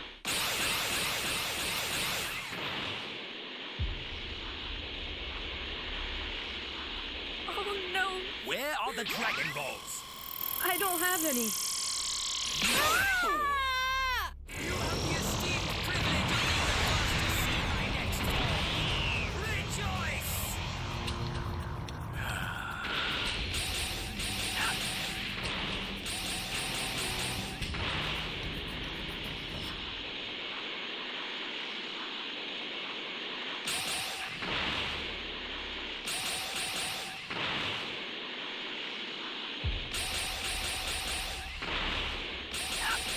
We just have to find one more Dragon Ball. Sorry, one more key.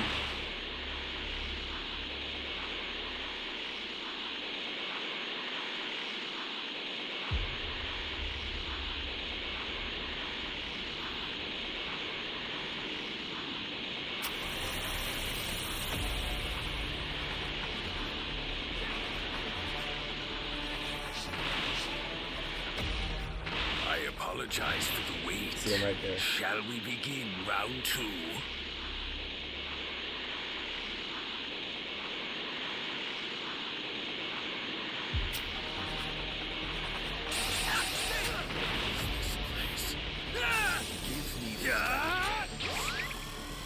Even if I had, why would I give you I just wanted to scare him. I have no I didn't want him to go save that civilian.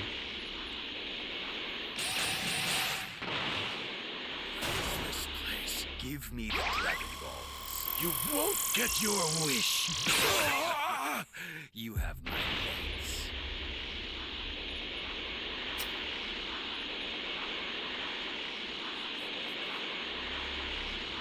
Found the icky.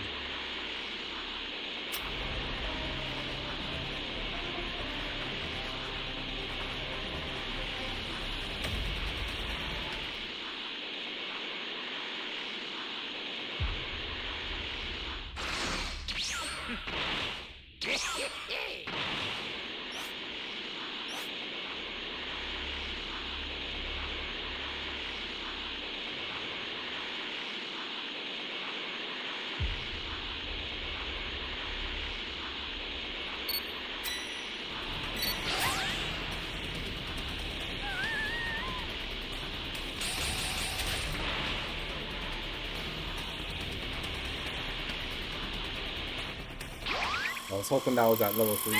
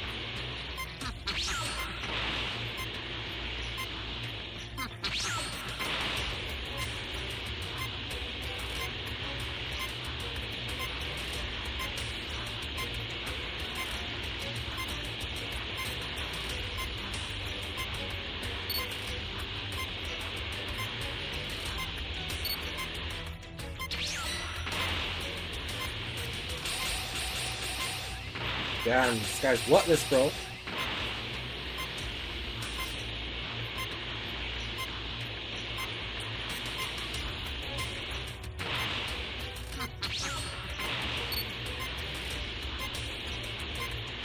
I'm probably gonna escape him over there.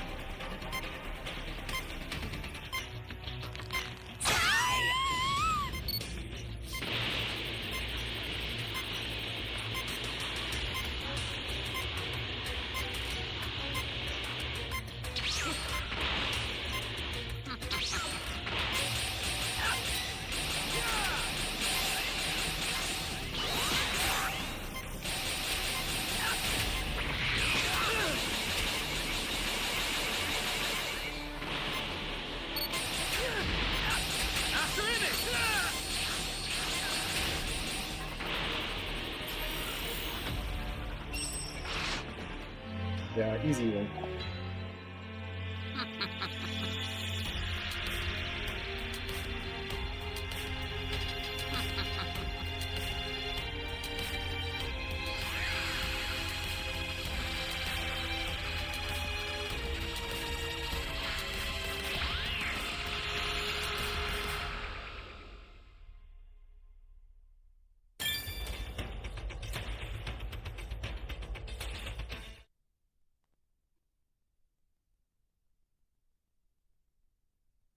Goal. Shen generates a massive shockwave, sending Piccolo airborne. Piccolo halts himself mid-air, and Shen ascends to confront him. Piccolo fires a blast at Shen, questioning his identity, but Shen manages to dodge, causing the blast to crash into the ocean. Suddenly, Piccolo knocks Shen back this is down kind of a waste of toward time, you know? Ray. Upon Already landing, won the match. Shen finds Piccolo Just destroy the time behind him, machine. but when Piccolo attacks, But I know what you mean. Shen vanishes. Shen reappears above Piccolo, smashing him down into the arena Same floor. time I was However, playing it Piccolo safe. emerges on the opposite side of the You never ring, know, right? and the two adversaries lock eyes, leaving Krillin puzzled about their mysterious maneuvers. Contemplating the borrowed human form, Shen privately reflects on its apparent weakness. Piccolo, having read his mind, vocalizes the idea of borrowing a human body, prompting Shen to reveal in a strange language that Piccolo possesses telepathic abilities. This shocks Piccolo, and responding in the same language, Piccolo claims to have unraveled Shen's true identity. Now realizing his adversary is Kami, Piccolo demands to know why he's come to the tournament. Shen then states that there's no use in explaining, as Piccolo already knows. Amused, Piccolo scoffs at the notion of Shen defeating him, emphasizing their intertwined fates, where one's demise leads to the others. Unconcerned, Shen expresses his willingness to accept such an outcome, noting that Piccolo would be too afraid to kill him anyway. Piccolo, fearful at the idea of Shen committing suicide, is assured by Shen that there's no cause for concern, as he's found a way around this inconvenience. Shen then pulls out a small bottle from his shirt pocket and places it on the ground, as the announcer wonders what's going on. Piccolo panics, realizing the bottle's potential to seal him away,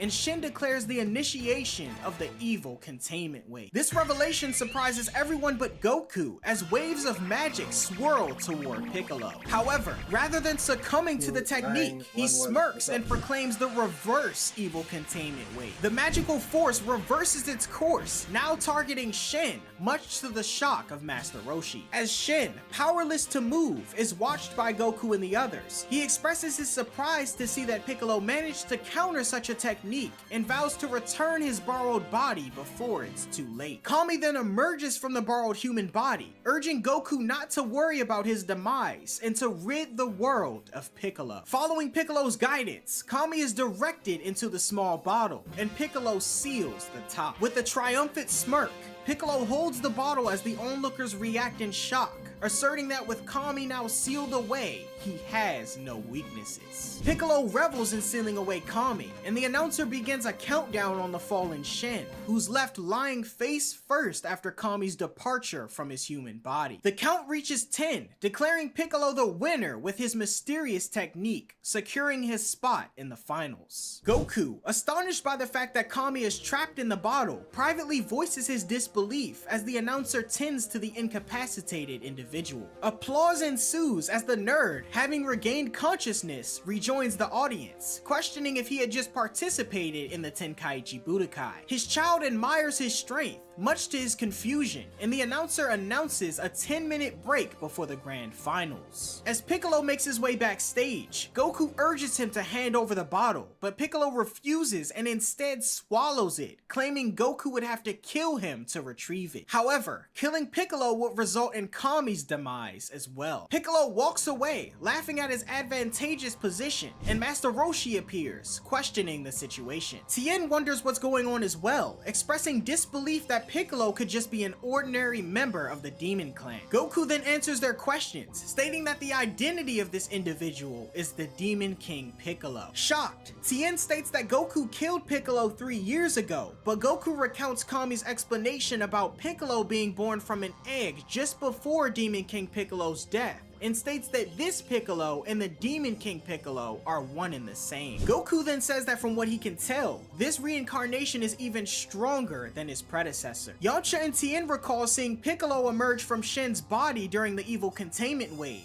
and Goku clarifies that it wasn't Piccolo, but Kami, having temporarily borrowed a human body to confront Piccolo. Goku further explains the shared history of Kami and Piccolo as once being one person, with the evil expelled from Kami having transformed into Demon King Piccolo long ago. Therefore, killing one will lead to the demise of the other. With Goku seemingly the last resort against Piccolo's might, the group ponder their next move, assuming that Piccolo must have shown up to the tournament for the sole purpose of killing Goku. Piccolo interrupts their conversation and confirms, asserting that Goku is the real reason he's here, and states that in truth, he hates him even more than Kami. Piccolo warns Goku that this time he won't be holding back, as he's improved dramatically since their last battle, and Goku notes the same for himself. Piccolo talks confidently about his impending victory and the vision of his new demon world, and walks away laughing. The announcer calls Piccolo and Goku for the finals, and Piccolo threatens Goku on the way to the ring, stating that he wouldn't bother telling his friends goodbye, as he'll reunite them soon enough. Krillin questions Goku on if he can defeat Piccolo, but Goku asserts that he doesn't know how this battle will end.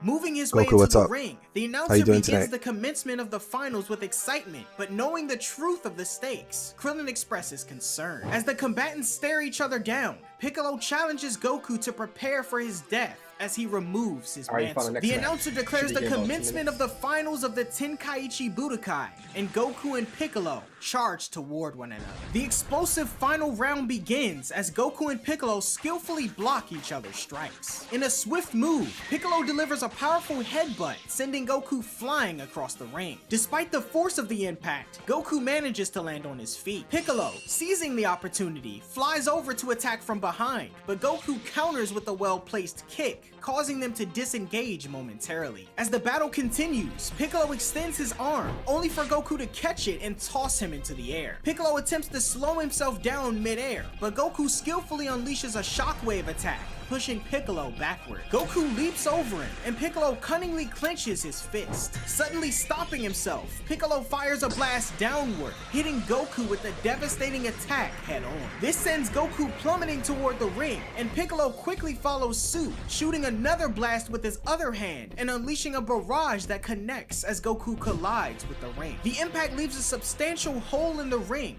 with Goku lying at its center. The announcer begins the countdown, but Piccolo demands him to stop, claiming that Son Goku is faking his injuries. To everyone's surprise, Goku effortlessly rises, relatively unharmed. Noticing the state of his tattered clothes, Goku discards the remnants of his shirt, as Piccolo states that he knows Goku is trying to conceal his true power. He says he has many more techniques in store, however, and Goku, noting Piccolo as a horrible monster, says he can't help but get excited at seeing his strength. Determined to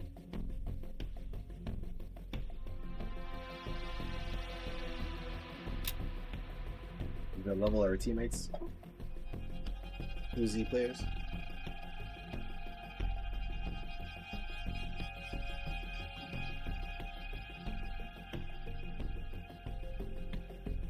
Excellent.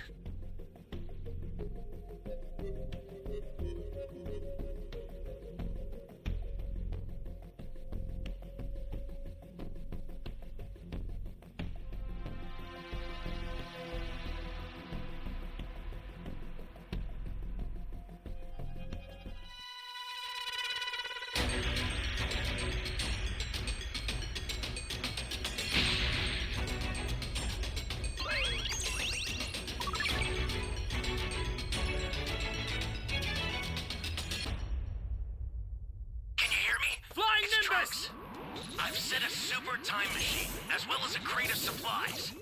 Here's how to launch.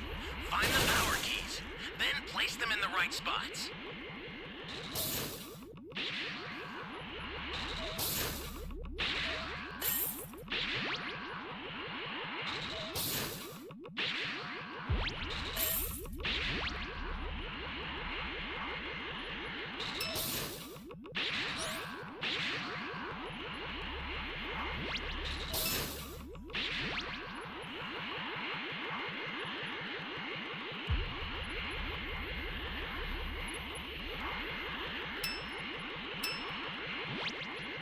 You found a power key. Go slot it.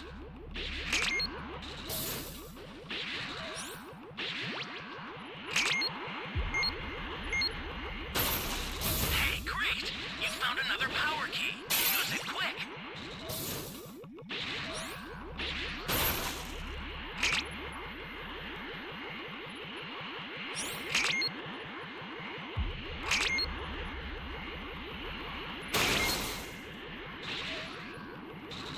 Great! You know what to do with that key.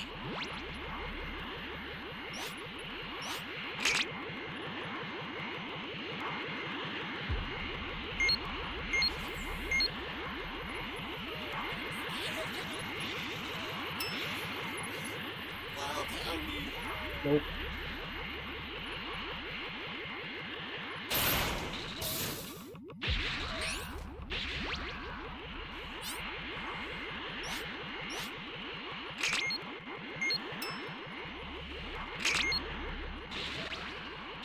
Hey, great! You found another power key. Use it quick. Where is this guy? Oh, that's my teammate. Okay, I see him.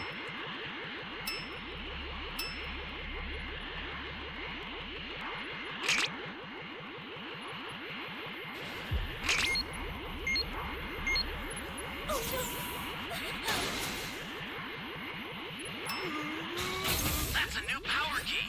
Place it now. Thank you. You've got all 7 Dragon Balls. Summon Shinron at the altar. Someone!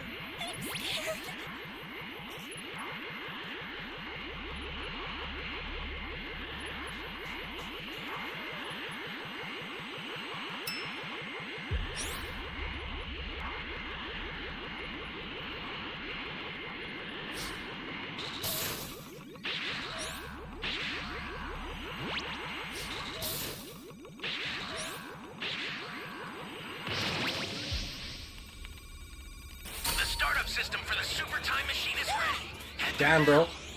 I found all the keys and all the teammates set them. And we found all the Dragon Balls, but we got cooked.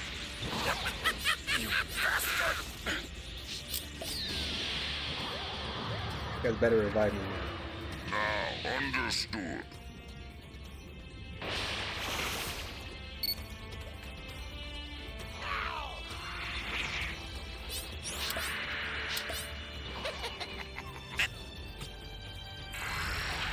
I'm putting you out of your misery right now. Now I need your help. We don't know what danger awaits. Think before rushing in. Is anyone out there?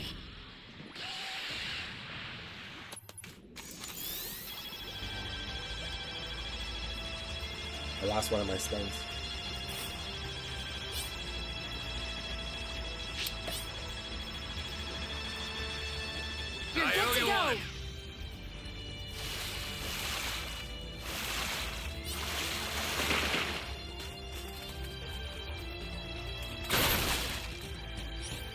Need to get one more cube to level 2.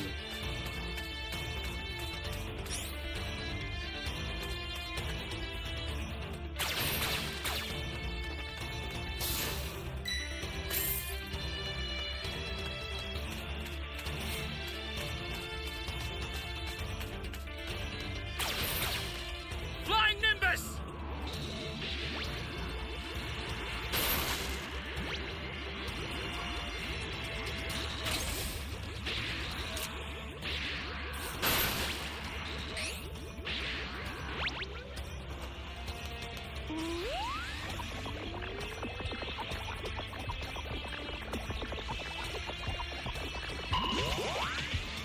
Unfortunately, don't have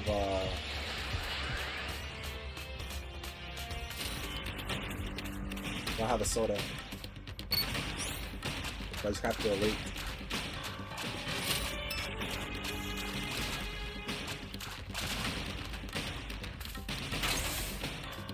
Oh, I found one.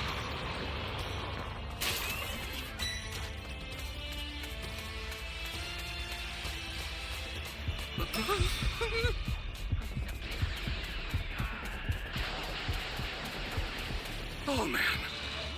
Yeah, wait a couple more seconds. I don't have a barrier.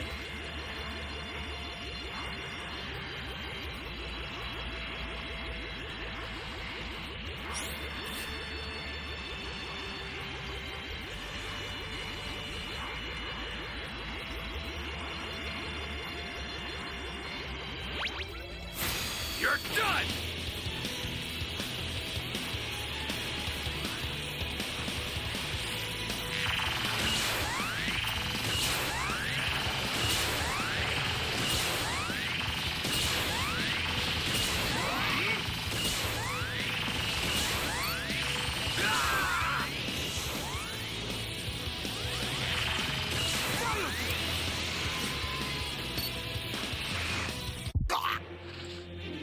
What?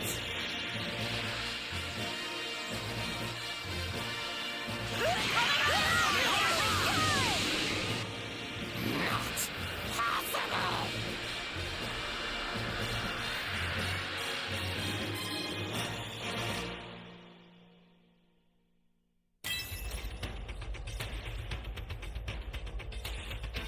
So finally.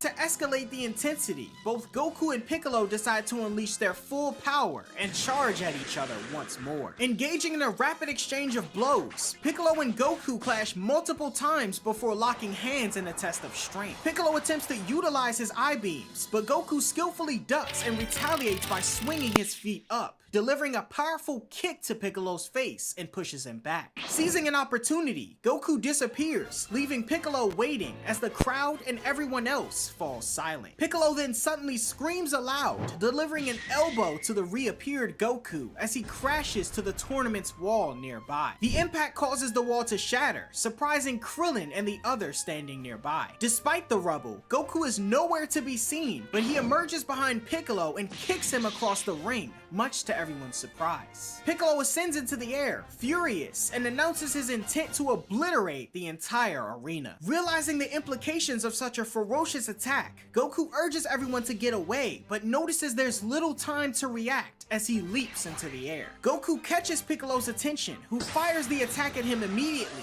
ridiculing him for putting his life at risk for the humans. The blast hurtles at Goku as he raises his hand to deflect it, grazing him slightly as it shoots far away from the tournament grounds. The shockwave surprises the onlookers as they witness a colossal explosion in the distance. Frustrated that Goku was only grazed, Piccolo watches as the fighter propels himself back into the ring. Noting that Piccolo is still the cowardly, angry being he used to be, Goku declares his counterattack, the Super Kamehameha. Goku begins to chant for the attack, but Master Roshi interrupts, urging him to wait as killing Piccolo would result in the death of Kami. Frustrated and uncertain, Goku stops, grappling with the dilemma. Laughing, Piccolo states that Goku's emotions are his biggest weakness, as he's too afraid to attack attack him at full power due to Kami's imminent death. However, Piccolo says he has no such fear and announces his intent to slaughter everyone in the arena in the blink of an eye. As the fighter begins to charge his energy, Goku calls him a coward and says he'll hurt innocent people, but Piccolo confidently asserts he doesn't care. As Piccolo prepares for his devastating attack, everyone begins to panic. However, Krillin intervenes, shouting to Goku that even if Kami dies, they can use the Dragon Balls to revive him, allowing Goku to proceed with the Super Kamehameha. As Goku prepares his attack, thanking Krillin, Piccolo retorts that Shenron died 3 years ago, dismissing the idea as he unleashes his devastating blast. Undeterred, Goku counters that Shenron was indeed revived, and with a resolute cry, he unleashes the powerful Super Kamehameha. The beams collide with a forceful impact, but Goku's energy wave overwhelms Piccolo's massive blast as he's caught in the explosion. Despite shielding himself, Piccolo takes a direct hit as the tournament grounds and the onlookers are all affected by the aftermath of the attack. When the smoke clears, Goku looks up to notice Piccolo still alive,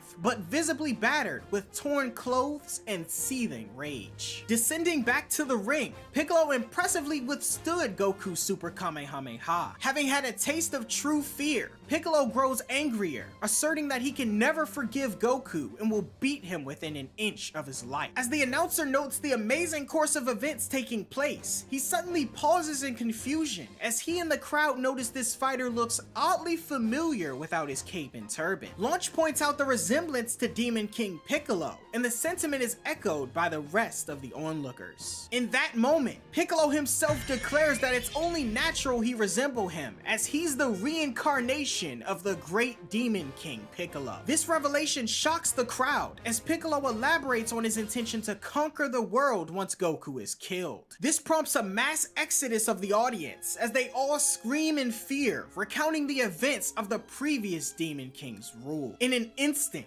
everyone is gone, leaving the arena completely empty, aside from Oolong, Launch, Bulma, Puar, and the announcer, who continues to observe and narrate. Goku instructs Krillin and the others to move away as things are about to get dangerous, and they exit through the back wall arena into the remnants of the audience. Piccolo notes how quiet it is since everyone's gone, and Goku, resolute, tells Piccolo that he won't allow him to take over the world. Confident that Goku won't be able to stop him after his next technique though, Piccolo begins to power up. Suddenly, he undergoes a startling transformation, growing to a gigantic size. This technique surprises the remaining onlookers, as Piccolo asserts that Goku's death is quickly approaching. With a powerful punch and subsequent stomp, Piccolo attempts to strike Goku, who narrowly evades both. Goku positions himself at Piccolo's eye level, prompting Piccolo to swat him down to the ring with a forceful impact.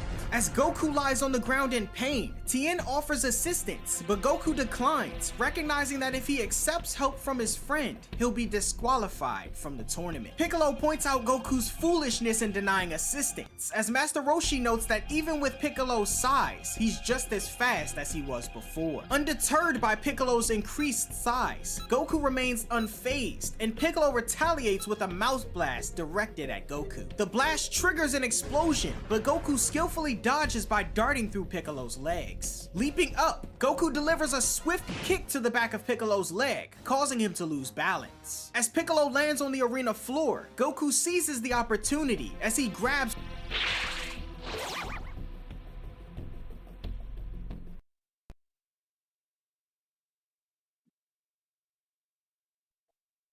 Devil himself! Step forward.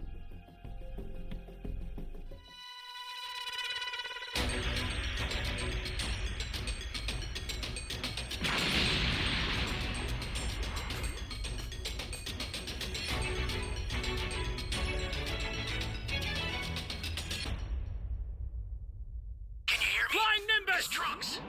I've set a super time machine, as well as a crate of supplies. Here's how to launch. Find the power keys, then place them in the right spots. You found a power key. Go slot it.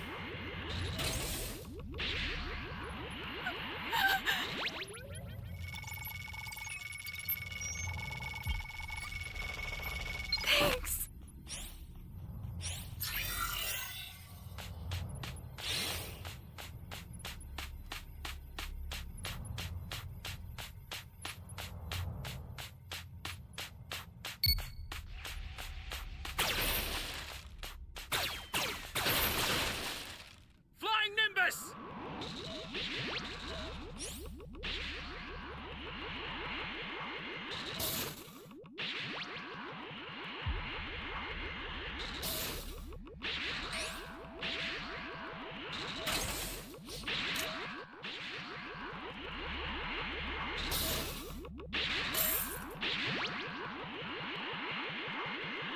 I'm not seeing where the radar is at.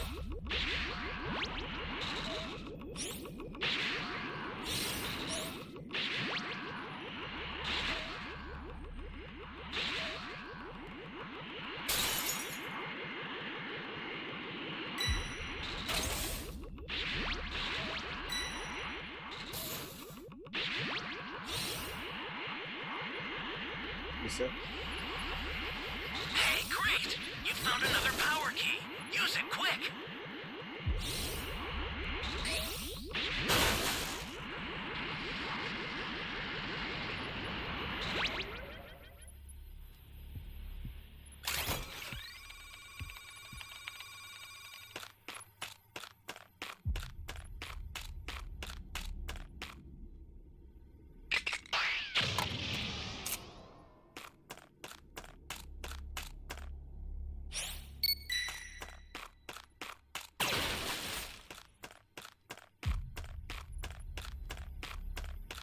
That's a new power key. Place it now.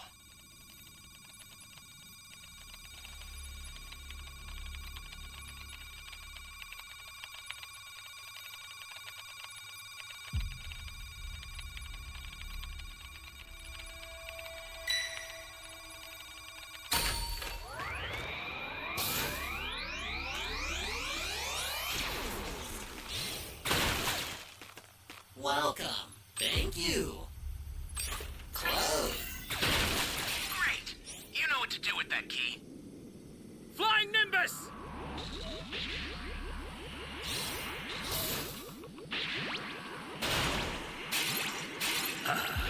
Excellent. That was an accident.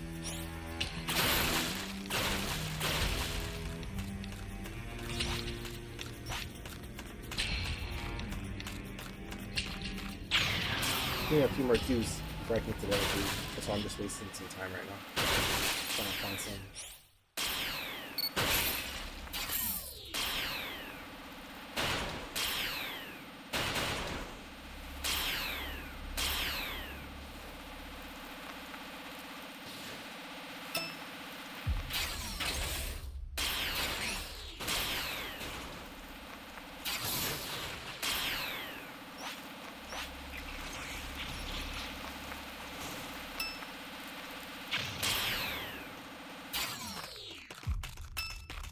Flying Nimbus!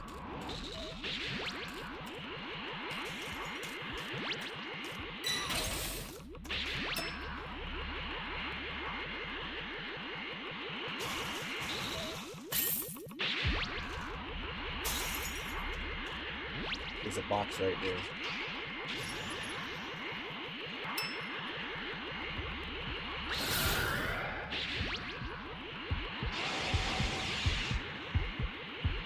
Holy hell.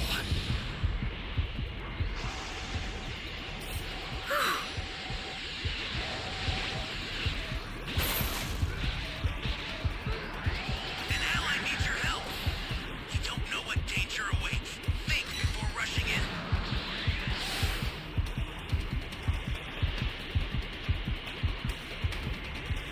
Oh man. Stay calm. Stay calm.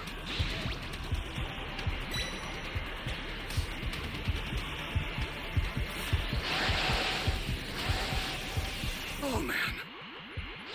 That's a new power key. Place it now.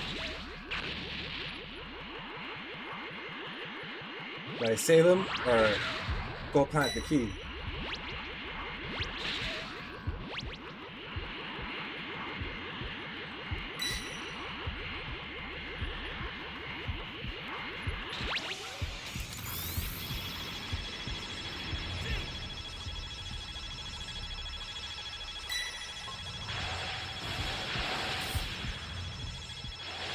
Could have planted the key. Get up! I owe you one. Gotta do some work. Holy hell.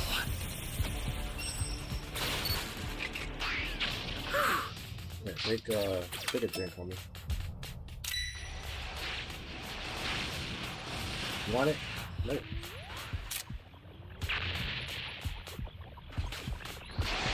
Ally down. Stay calm. If you intend to rescue them, watch out for enemies.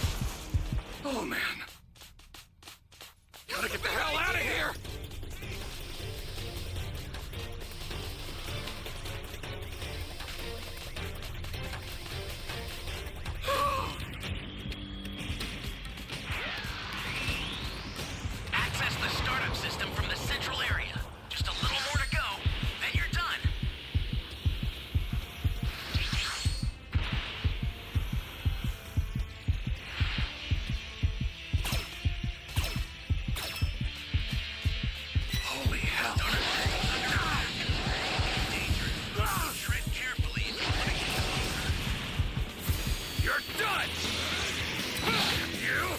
Yeah, I was looking for this guy.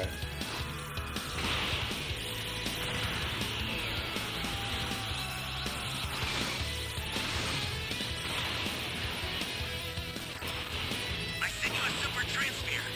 Use it to hold the enemy back. The startup system is under attack. Stop it if you can. Retreat if you need to. Got it?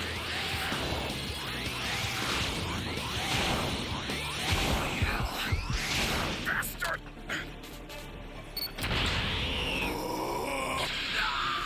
I don't know what my teammates were doing, man. Finished already. Not me, I'll send some supplies to help. They could use them. It took too long. One of Piccolo's fingers and uses his strength to hurl the giant adversary overhead, slamming him down. Piccolo manages to recover, and observing the situation, Master Roshi wonders what kind of training Goku underwent with Kami, as he remarks to Krillin that even after using the tremendous Super Kamehameha, Goku's physical strength and endurance appear unaffected. Goku declares that Piccolo's increased size doesn't pose much trouble, and in response, Piccolo suggests he can become even larger, leaving Goku surprised. Piccolo then powers up once more, growing to a more enormous size. Whereas Goku once reached Piccolo's ankles, now he barely reaches his toes as the monster laughs maniacally, confident in his imminent victory. Yamcha tells Goku to get away immediately, but Goku sees an opportunity and jumps up to Piccolo's face, unleashing a Kamehameha away from the fighter and launches himself into his mouth. Piccolo chokes and gags, eventually spitting Goku out. In a strategic move, Goku tosses something over to Tien, revealed to be the bottle containing Kami. Piccolo curses Goku, and as Tien opens the bottle, Kami is released from his confinement, much to Goku's pleasure. Perplexed by the turn of events, Kami questions the situation, while Bulma voices her shock at the existence of two Demon King Piccolos. Recalling his deflected evil containment wave, Kami realizes Goku's clever plan, a fact explained by Master Roshi. Annoyed, Piccolo reverts to his normal size, glaring angrily at Goku before he suddenly rushes in to attack, as both he and Goku disappear. This development shocks Krillin and the others, including Kami, who notes Goku and Piccolo's movements are too rapid for even his eyes to follow. Elevating their battle to the skies, Goku and Piccolo engage in a fierce aerial exchange, the swiftness of their blows leaving everyone astonished. In the midst of the confrontation, Piccolo lands a series of rapid strikes on Goku, sending him hurtling back toward the ring. However, Goku counters by propelling himself back up using a Kamehameha fired from his feet. Ascending into the air, Goku delivers a powerful double-fisted blow to Piccolo's face as the fighter plummets toward the arena floor. Piccolo stops himself though and retaliates by unleashing electrical blasts from his antenna, severely injuring Goku as he descends to the ring. Piccolo makes his way toward Goku, and as Goku hits the ground, he attempts to rise in pain, noting he let his guard down. Piccolo lands swiftly and prepares to deliver a final blow to the weakened Goku, but just before the punch lands, Kami intervenes, having rushed into the ring and intercepted Piccolo's strike. Determined to defeat Piccolo together, Kami urges Goku to join forces with him, but Goku declines, much to Kami's surprise. Goku asserts that he and Piccolo haven't finished their fight and says that he doesn't want Kami to interfere. On the sidelines, Krillin is surprised as well, noting that if Piccolo isn't killed, the world is doomed, but Master Roshi, recognizing his former pupil's mannerisms, says to himself that Goku has never been one to recognize a global situation. Back in the ring, Goku tells Piccolo that to make up for Kami's interference, he'll let him have one free hit, and Piccolo obliges, as he knocks Goku into the wall of the arena's remains, the fighter then noting that they're even now. With ease, Goku rises after enduring Piccolo's punch, casually remarking that it wasn't as effective as before. At the same time, Kami warns Goku about the potential dangers of not uniting to defeat Piccolo, but Goku remains resolute, expressing he'd regret it if someone else got in the way. Tien and Krillin support Goku's decision, acknowledging his past achievement in saving the world, and note that even if Goku loses, they can all band together to take Piccolo down. However, Piccolo cuts in, asserting that he's far stronger than the rest of the group, including Kami, a fact that Master Roshi confirms. Finally relenting, Kami concedes, but makes Goku promise that he'll take Piccolo's life, as when Kami dies, he can be revived with the Dragon Balls. Goku agrees and asserts his confidence in winning the battle. Piccolo interjects, questioning Goku's confidence, and the fighter asserts he knows all of Piccolo's techniques, so he'll win for sure. This statement shocks Piccolo, and on the sidelines, Kami thinks to himself that Goku has surely grown as a fighter, with his strength seemingly infinite. He goes on to say that Goku has surpassed even his own power, and can surely win this fight after all. Infuriated, Piccolo asserts that he's significantly powered up since he and Goku battled 3 years ago, and says that Goku could never win against him. However, Goku claims his strength is superior. In response, Piccolo suddenly releases a massive blast toward Goku. Dodging the initial attack, Goku finds himself pursued by the relentless blast, prompting him to take to the air. Piccolo scoffs at Goku's attempt to evade, asserting that the blast will follow him wherever he goes. Descending back to the ring, Goku positions himself in front of Piccolo as the warrior revels in his presumed victory. However, Goku rushes toward Piccolo as the blast follows, surprising him as Goku swiftly dodges the attack before impact, allowing Piccolo's own blast to collide with it. This results in a sizable explosion, and when the smoke clears, the impact renders Piccolo's left arm useless, leading Goku to tell him to surrender. Contrary to expectations though, Piccolo smiles and defiantly rips his damaged arm from his body, much to everyone's shock. Initiating a power-up, Piccolo regenerates a new arm in its place. He then grows increasingly frustrated, noting that Goku has reduced him to a pitiful state and begins preparing a formidable attack to take the fighter's life. Realizing the implications, Goku urgently warns everyone to escape. Piccolo continues his relentless power-up, leaving Goku astounded by the unprecedented magnitude of his energy. Urgently, Goku instructs everyone to evacuate before it's too late, raising concerns about his intentions. Unwavering, Goku asserts his determination to endure Piccolo's onslaught, and Kami warns Goku to leave with them, as his pride isn't worth losing his life. At the same time,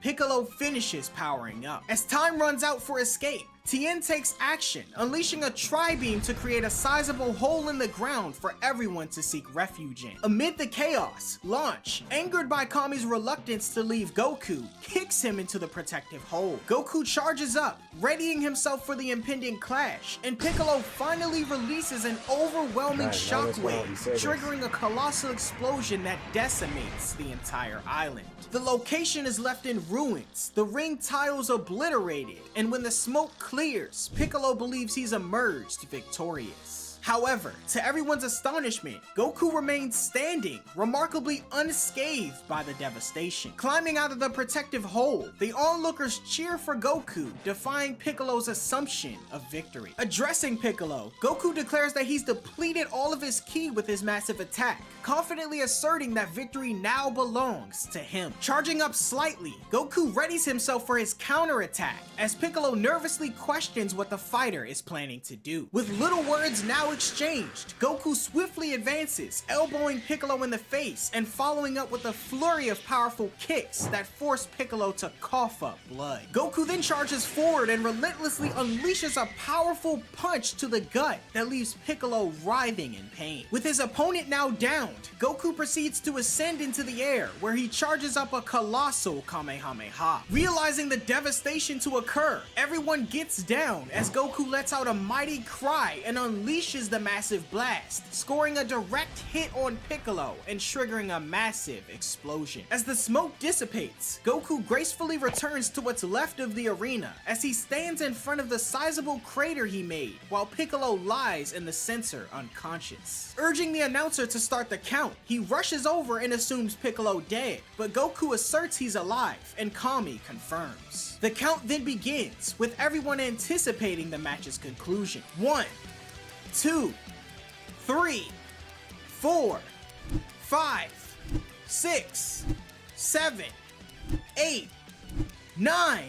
However, to their surprise, Piccolo rises before Tien, unleashing a devastating mouth blast that pierces through Goku's shoulder. With a deep wound and bleeding profusely, Goku falls down, coughing up blood in the process. Piccolo, enraged that Goku remains alive, raises and stands over him, declaring his intent to launch a decisive attack that will finally end his life and avenge the great Demon King Piccolo. Stepping down on Goku's chest, Piccolo asserts his dominance as the fighter screams in pain. Tien, Yamcha, and Krillin rush to Goku's aid, but Piccolo thwarts their intervention by unleashing a blast of electricity, shattering the ground before them. Undeterred, Goku rises, relieved that Piccolo missed his vital areas. Evading Piccolo's punch, Goku retaliates with a blow to Piccolo's gut, and Piccolo kicks him before they both pause to catch their breath. Confident, Piccolo anticipates Goku's eventual demise from the loss of blood and lands an elbow to his face, knocking him down. Leaping over, Piccolo lands on Goku's legs, breaking them both, causing him to cry out in pain. Goku's friends watch the horrible events unfold, and comparing the situation to his father's fight 3 years ago, Piccolo asserts that Goku is left with only his left arm, a mistake his father made, and was defeated as a result. Piccolo then directs a blast at Goku's left arm, rendering it useless and leaving him unable to use his limbs to escape. Piccolo then declares his final attack on Goku and ascends into the air. Suddenly, Kami urges Tien to kill him to ensure Piccolo's demise, explaining that he can't take his own life. Stressing the urgency, Kami insists that he can be revived with the Dragon Balls. Torn, Tien agrees, but Goku intervenes, urging everyone not to interfere and asserts his determination to win. In a climactic moment, Piccolo finally unleashes his devastating blast directed at Goku as everyone watches, now out of time to assist. Piccolo's formidable blast descends upon the motionless Goku, inducing panic among the few remaining spectators. A resounding explosion accompanies the blast upon impact with the ground, resulting in a large cloud of smoke and a vast crater in the remnants of the ring. The aftermath reveals an empty crater, and Piccolo descends to the ground, convinced of Son Goku's demise, believing him to have turned to dust. Witnessing Goku's apparent defeat, his friends become sad, while Piccolo revels in his proclaimed victory, exclaiming he's finally defeated Son Goku. Amidst the disappointment, Piccolo turns his attention to Krillin and the others, telling the group that he'll be uniting them with Goku soon enough. However, Krillin observes something peculiar in the distance and queries Tien about what he sees as well. Tien lets out an air of surprise, and flying behind Piccolo is Goku a distance away, shocking the Demon King. As Goku launches in, closing the gap, his friends let out a resounding affirmation, exclaiming that he's learned to fly. Goku draws closer, screaming to Piccolo that he's lost, and crashes into the Demon King with intense force as he's sent flying and coughing up blood. Piccolo and Goku both crash to the ground, much to everyone's shock. As Piccolo is left unconscious, Goku queries the announcer about Piccolo's potential ring out, and upon inspection, it becomes evident. The announcer then declares that Goku has defeated Piccolo and is the winner of the world's 23rd Tenkaichi Budokai. Amidst Goku's battered and bloodied state in the former ring, his friends rush over, happily celebrating his victory. As everyone congratulates Goku, Yajirobe emerges from his hiding spot in the ground, now that it's safe to come out. The happy celebration turns to concern as Goku struggles to move, but Yajirobe reassures everyone, revealing he's brought senzu beans. Handing one to Goku, he eats it and rapidly bounces back to full strength. Goku then soars into the sky, happily exclaiming that he's won the Tenkaichi Budokai and is the new world champion. Surprised at Goku's healed injuries, Krillin states he thought the senzu were just for food, and Yajirobe wonders why he ate one without knowing what it was for. At the same time, Kami hovers over the defeated Piccolo, and Goku rushes in as the god of Earth prepares to land the final blow. Goku intervenes, and Kami insists on the necessity of Piccolo's demise, but Goku counters, suggesting they can merely defeat him if he causes trouble again. Moreover, if Piccolo dies, Kami would perish too. Tien proposes reviving Kami with Shenron, but Goku reveals Kami's lie, as the demise of Kami would lead to the disappearance of Shenron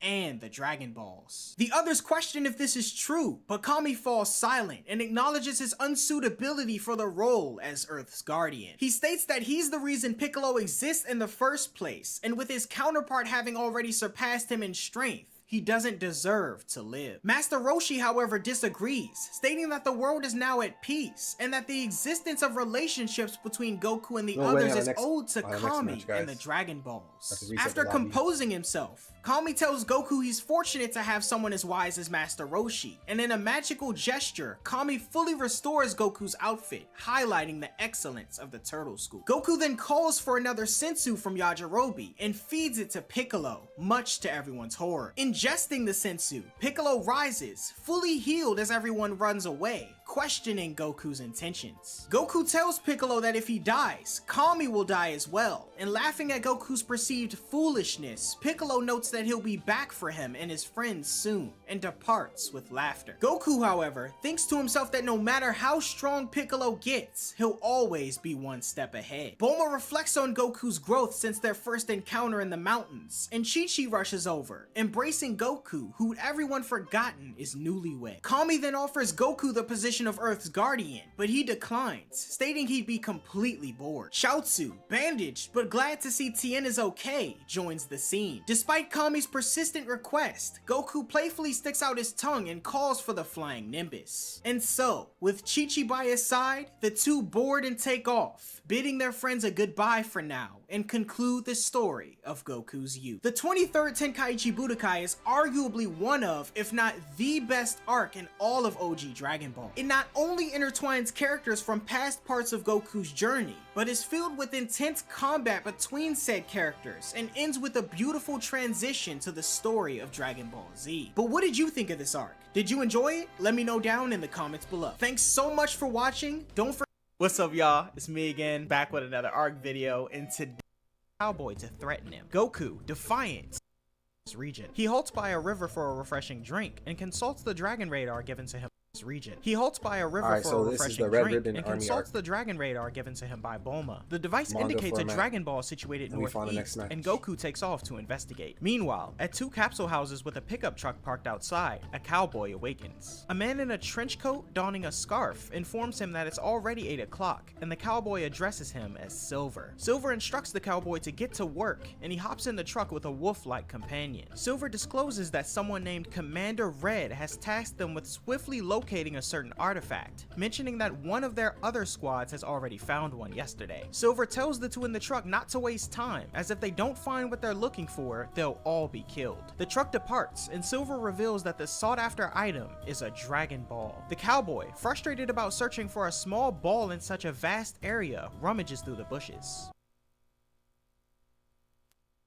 Goku swoops in on the flying Nimbus, lands, and inspects the dragon radar. He surveys the surroundings, prompting the two men to warn him to move aside or face consequences, with the cowboy brandishing a gun. Undeterred, Goku approaches and discovers the 6-star ball between two rocks, expressing a bit of disappointment that it wasn't his grandpa's memento, the 4-star ball. Assuming the item in his hand to be the Dragon Ball, the two men are shocked, wondering who Goku is and how he managed to find it so easily. The cowboy demands Goku to hand over the Dragon Ball as he aims his gun at him, and Goku questions their intentions, prompting the cowboy to threaten him. Goku, defiant, sticks out his tongue, and the cowboy attempts to take the Dragon Ball from him. However, Goku retaliates, kicking him into the distance. The fox companion opens fire, but Goku skillfully evades the bullets, closing in to deliver a punch and kick that sends the assailant flying. Securing the 6-star ball, Goku takes off, and the cowboy staggers back to the truck, contacting Silver via radio. Now aware of the situation,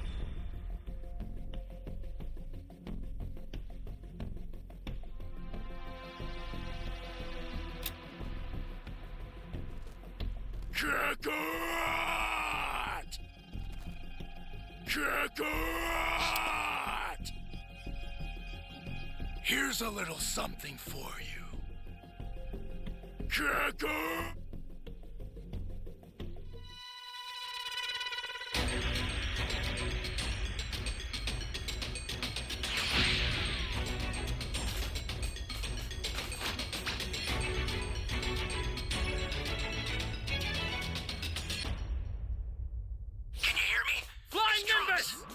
I've set a super time machine, as well as a crate of supplies. Here's how to launch. Find the power keys, then place them in the right spots.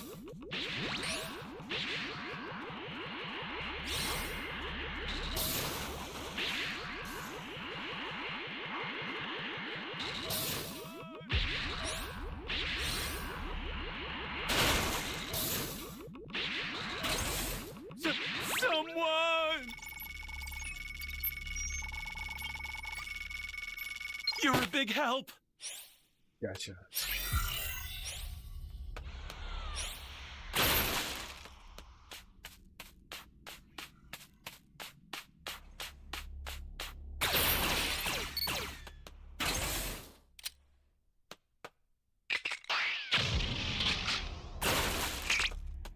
Flying Nimbus! Find the key quick.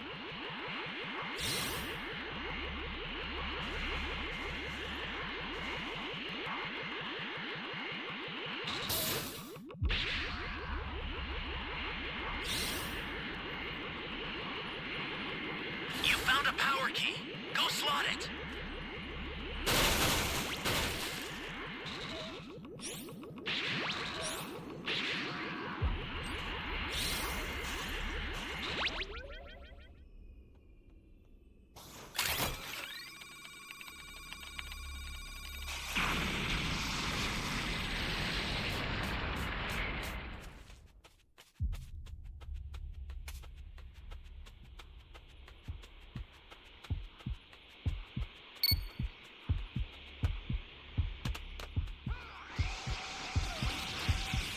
Stay calm. Stay calm. Ally down! If you intend to rescue them, watch out for enemies. Great. You know what to do with that key. Someone else disconnected. Hey, great! You found another power key. Use it quick.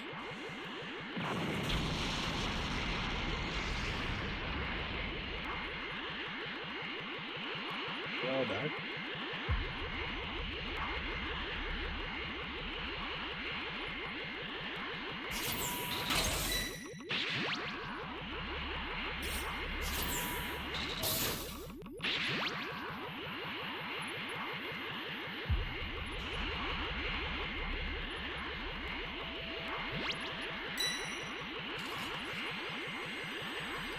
An ally needs your help. We don't know what danger awaits. Think before rushing in.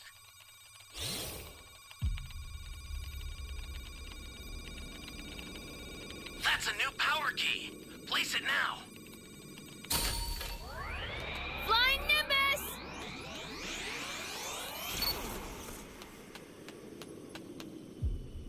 Flying Nimbus!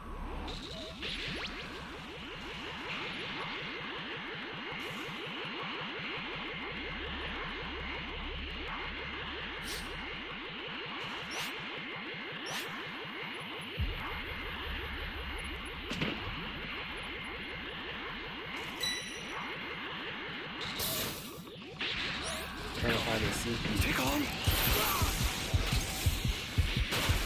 Oh man. Why this guy has to come in here and sell me out? Stay calm. Stay calm.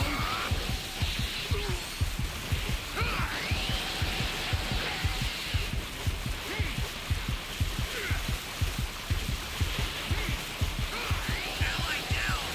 If you intend to rescue them, watch out for enemies.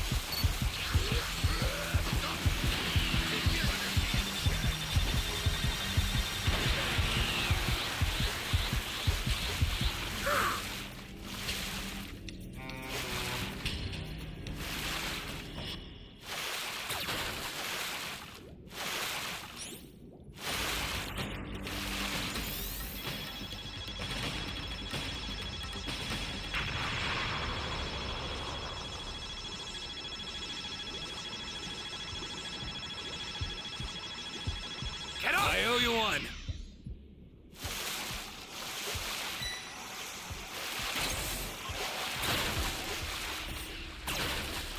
Flying Nimbus!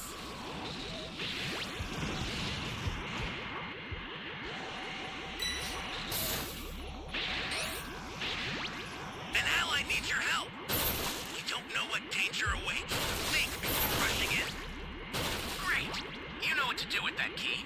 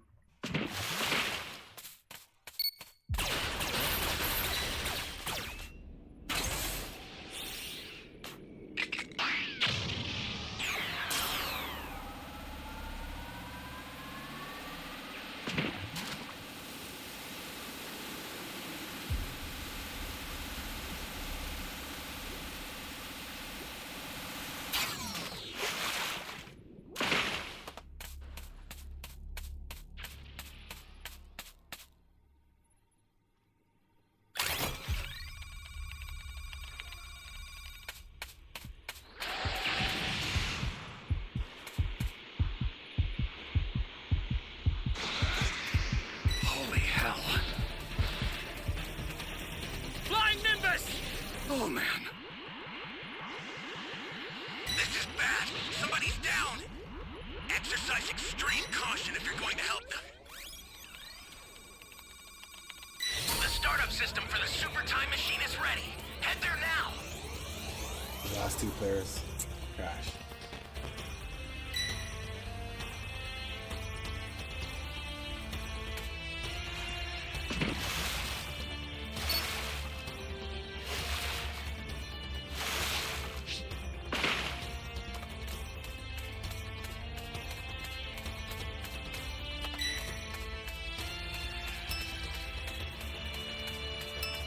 The startup system's under attack.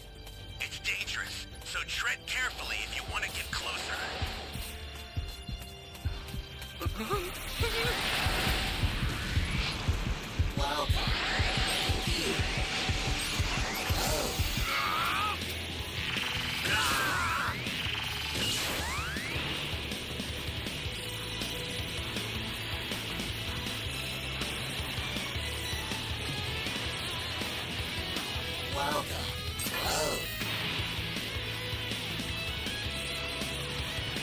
No supplies yet.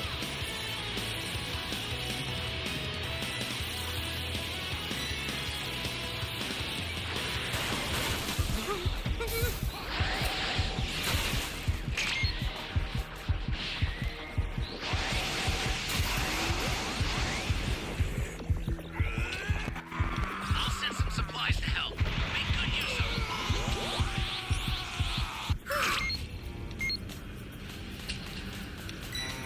Ally down! If you intend to rescue them, watch out for Flying enemies. Nimbus! The super transfer is headed your way. Take it now.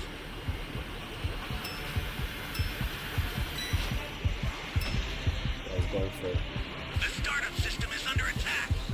Stop it if you can, but retreat if you need to. Got it?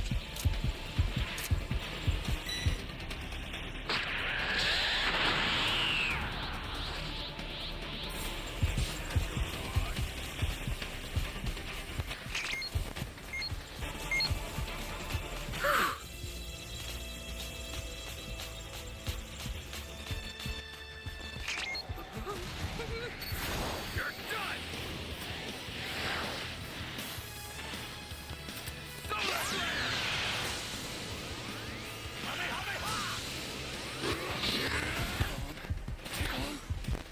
Flying Nimbus!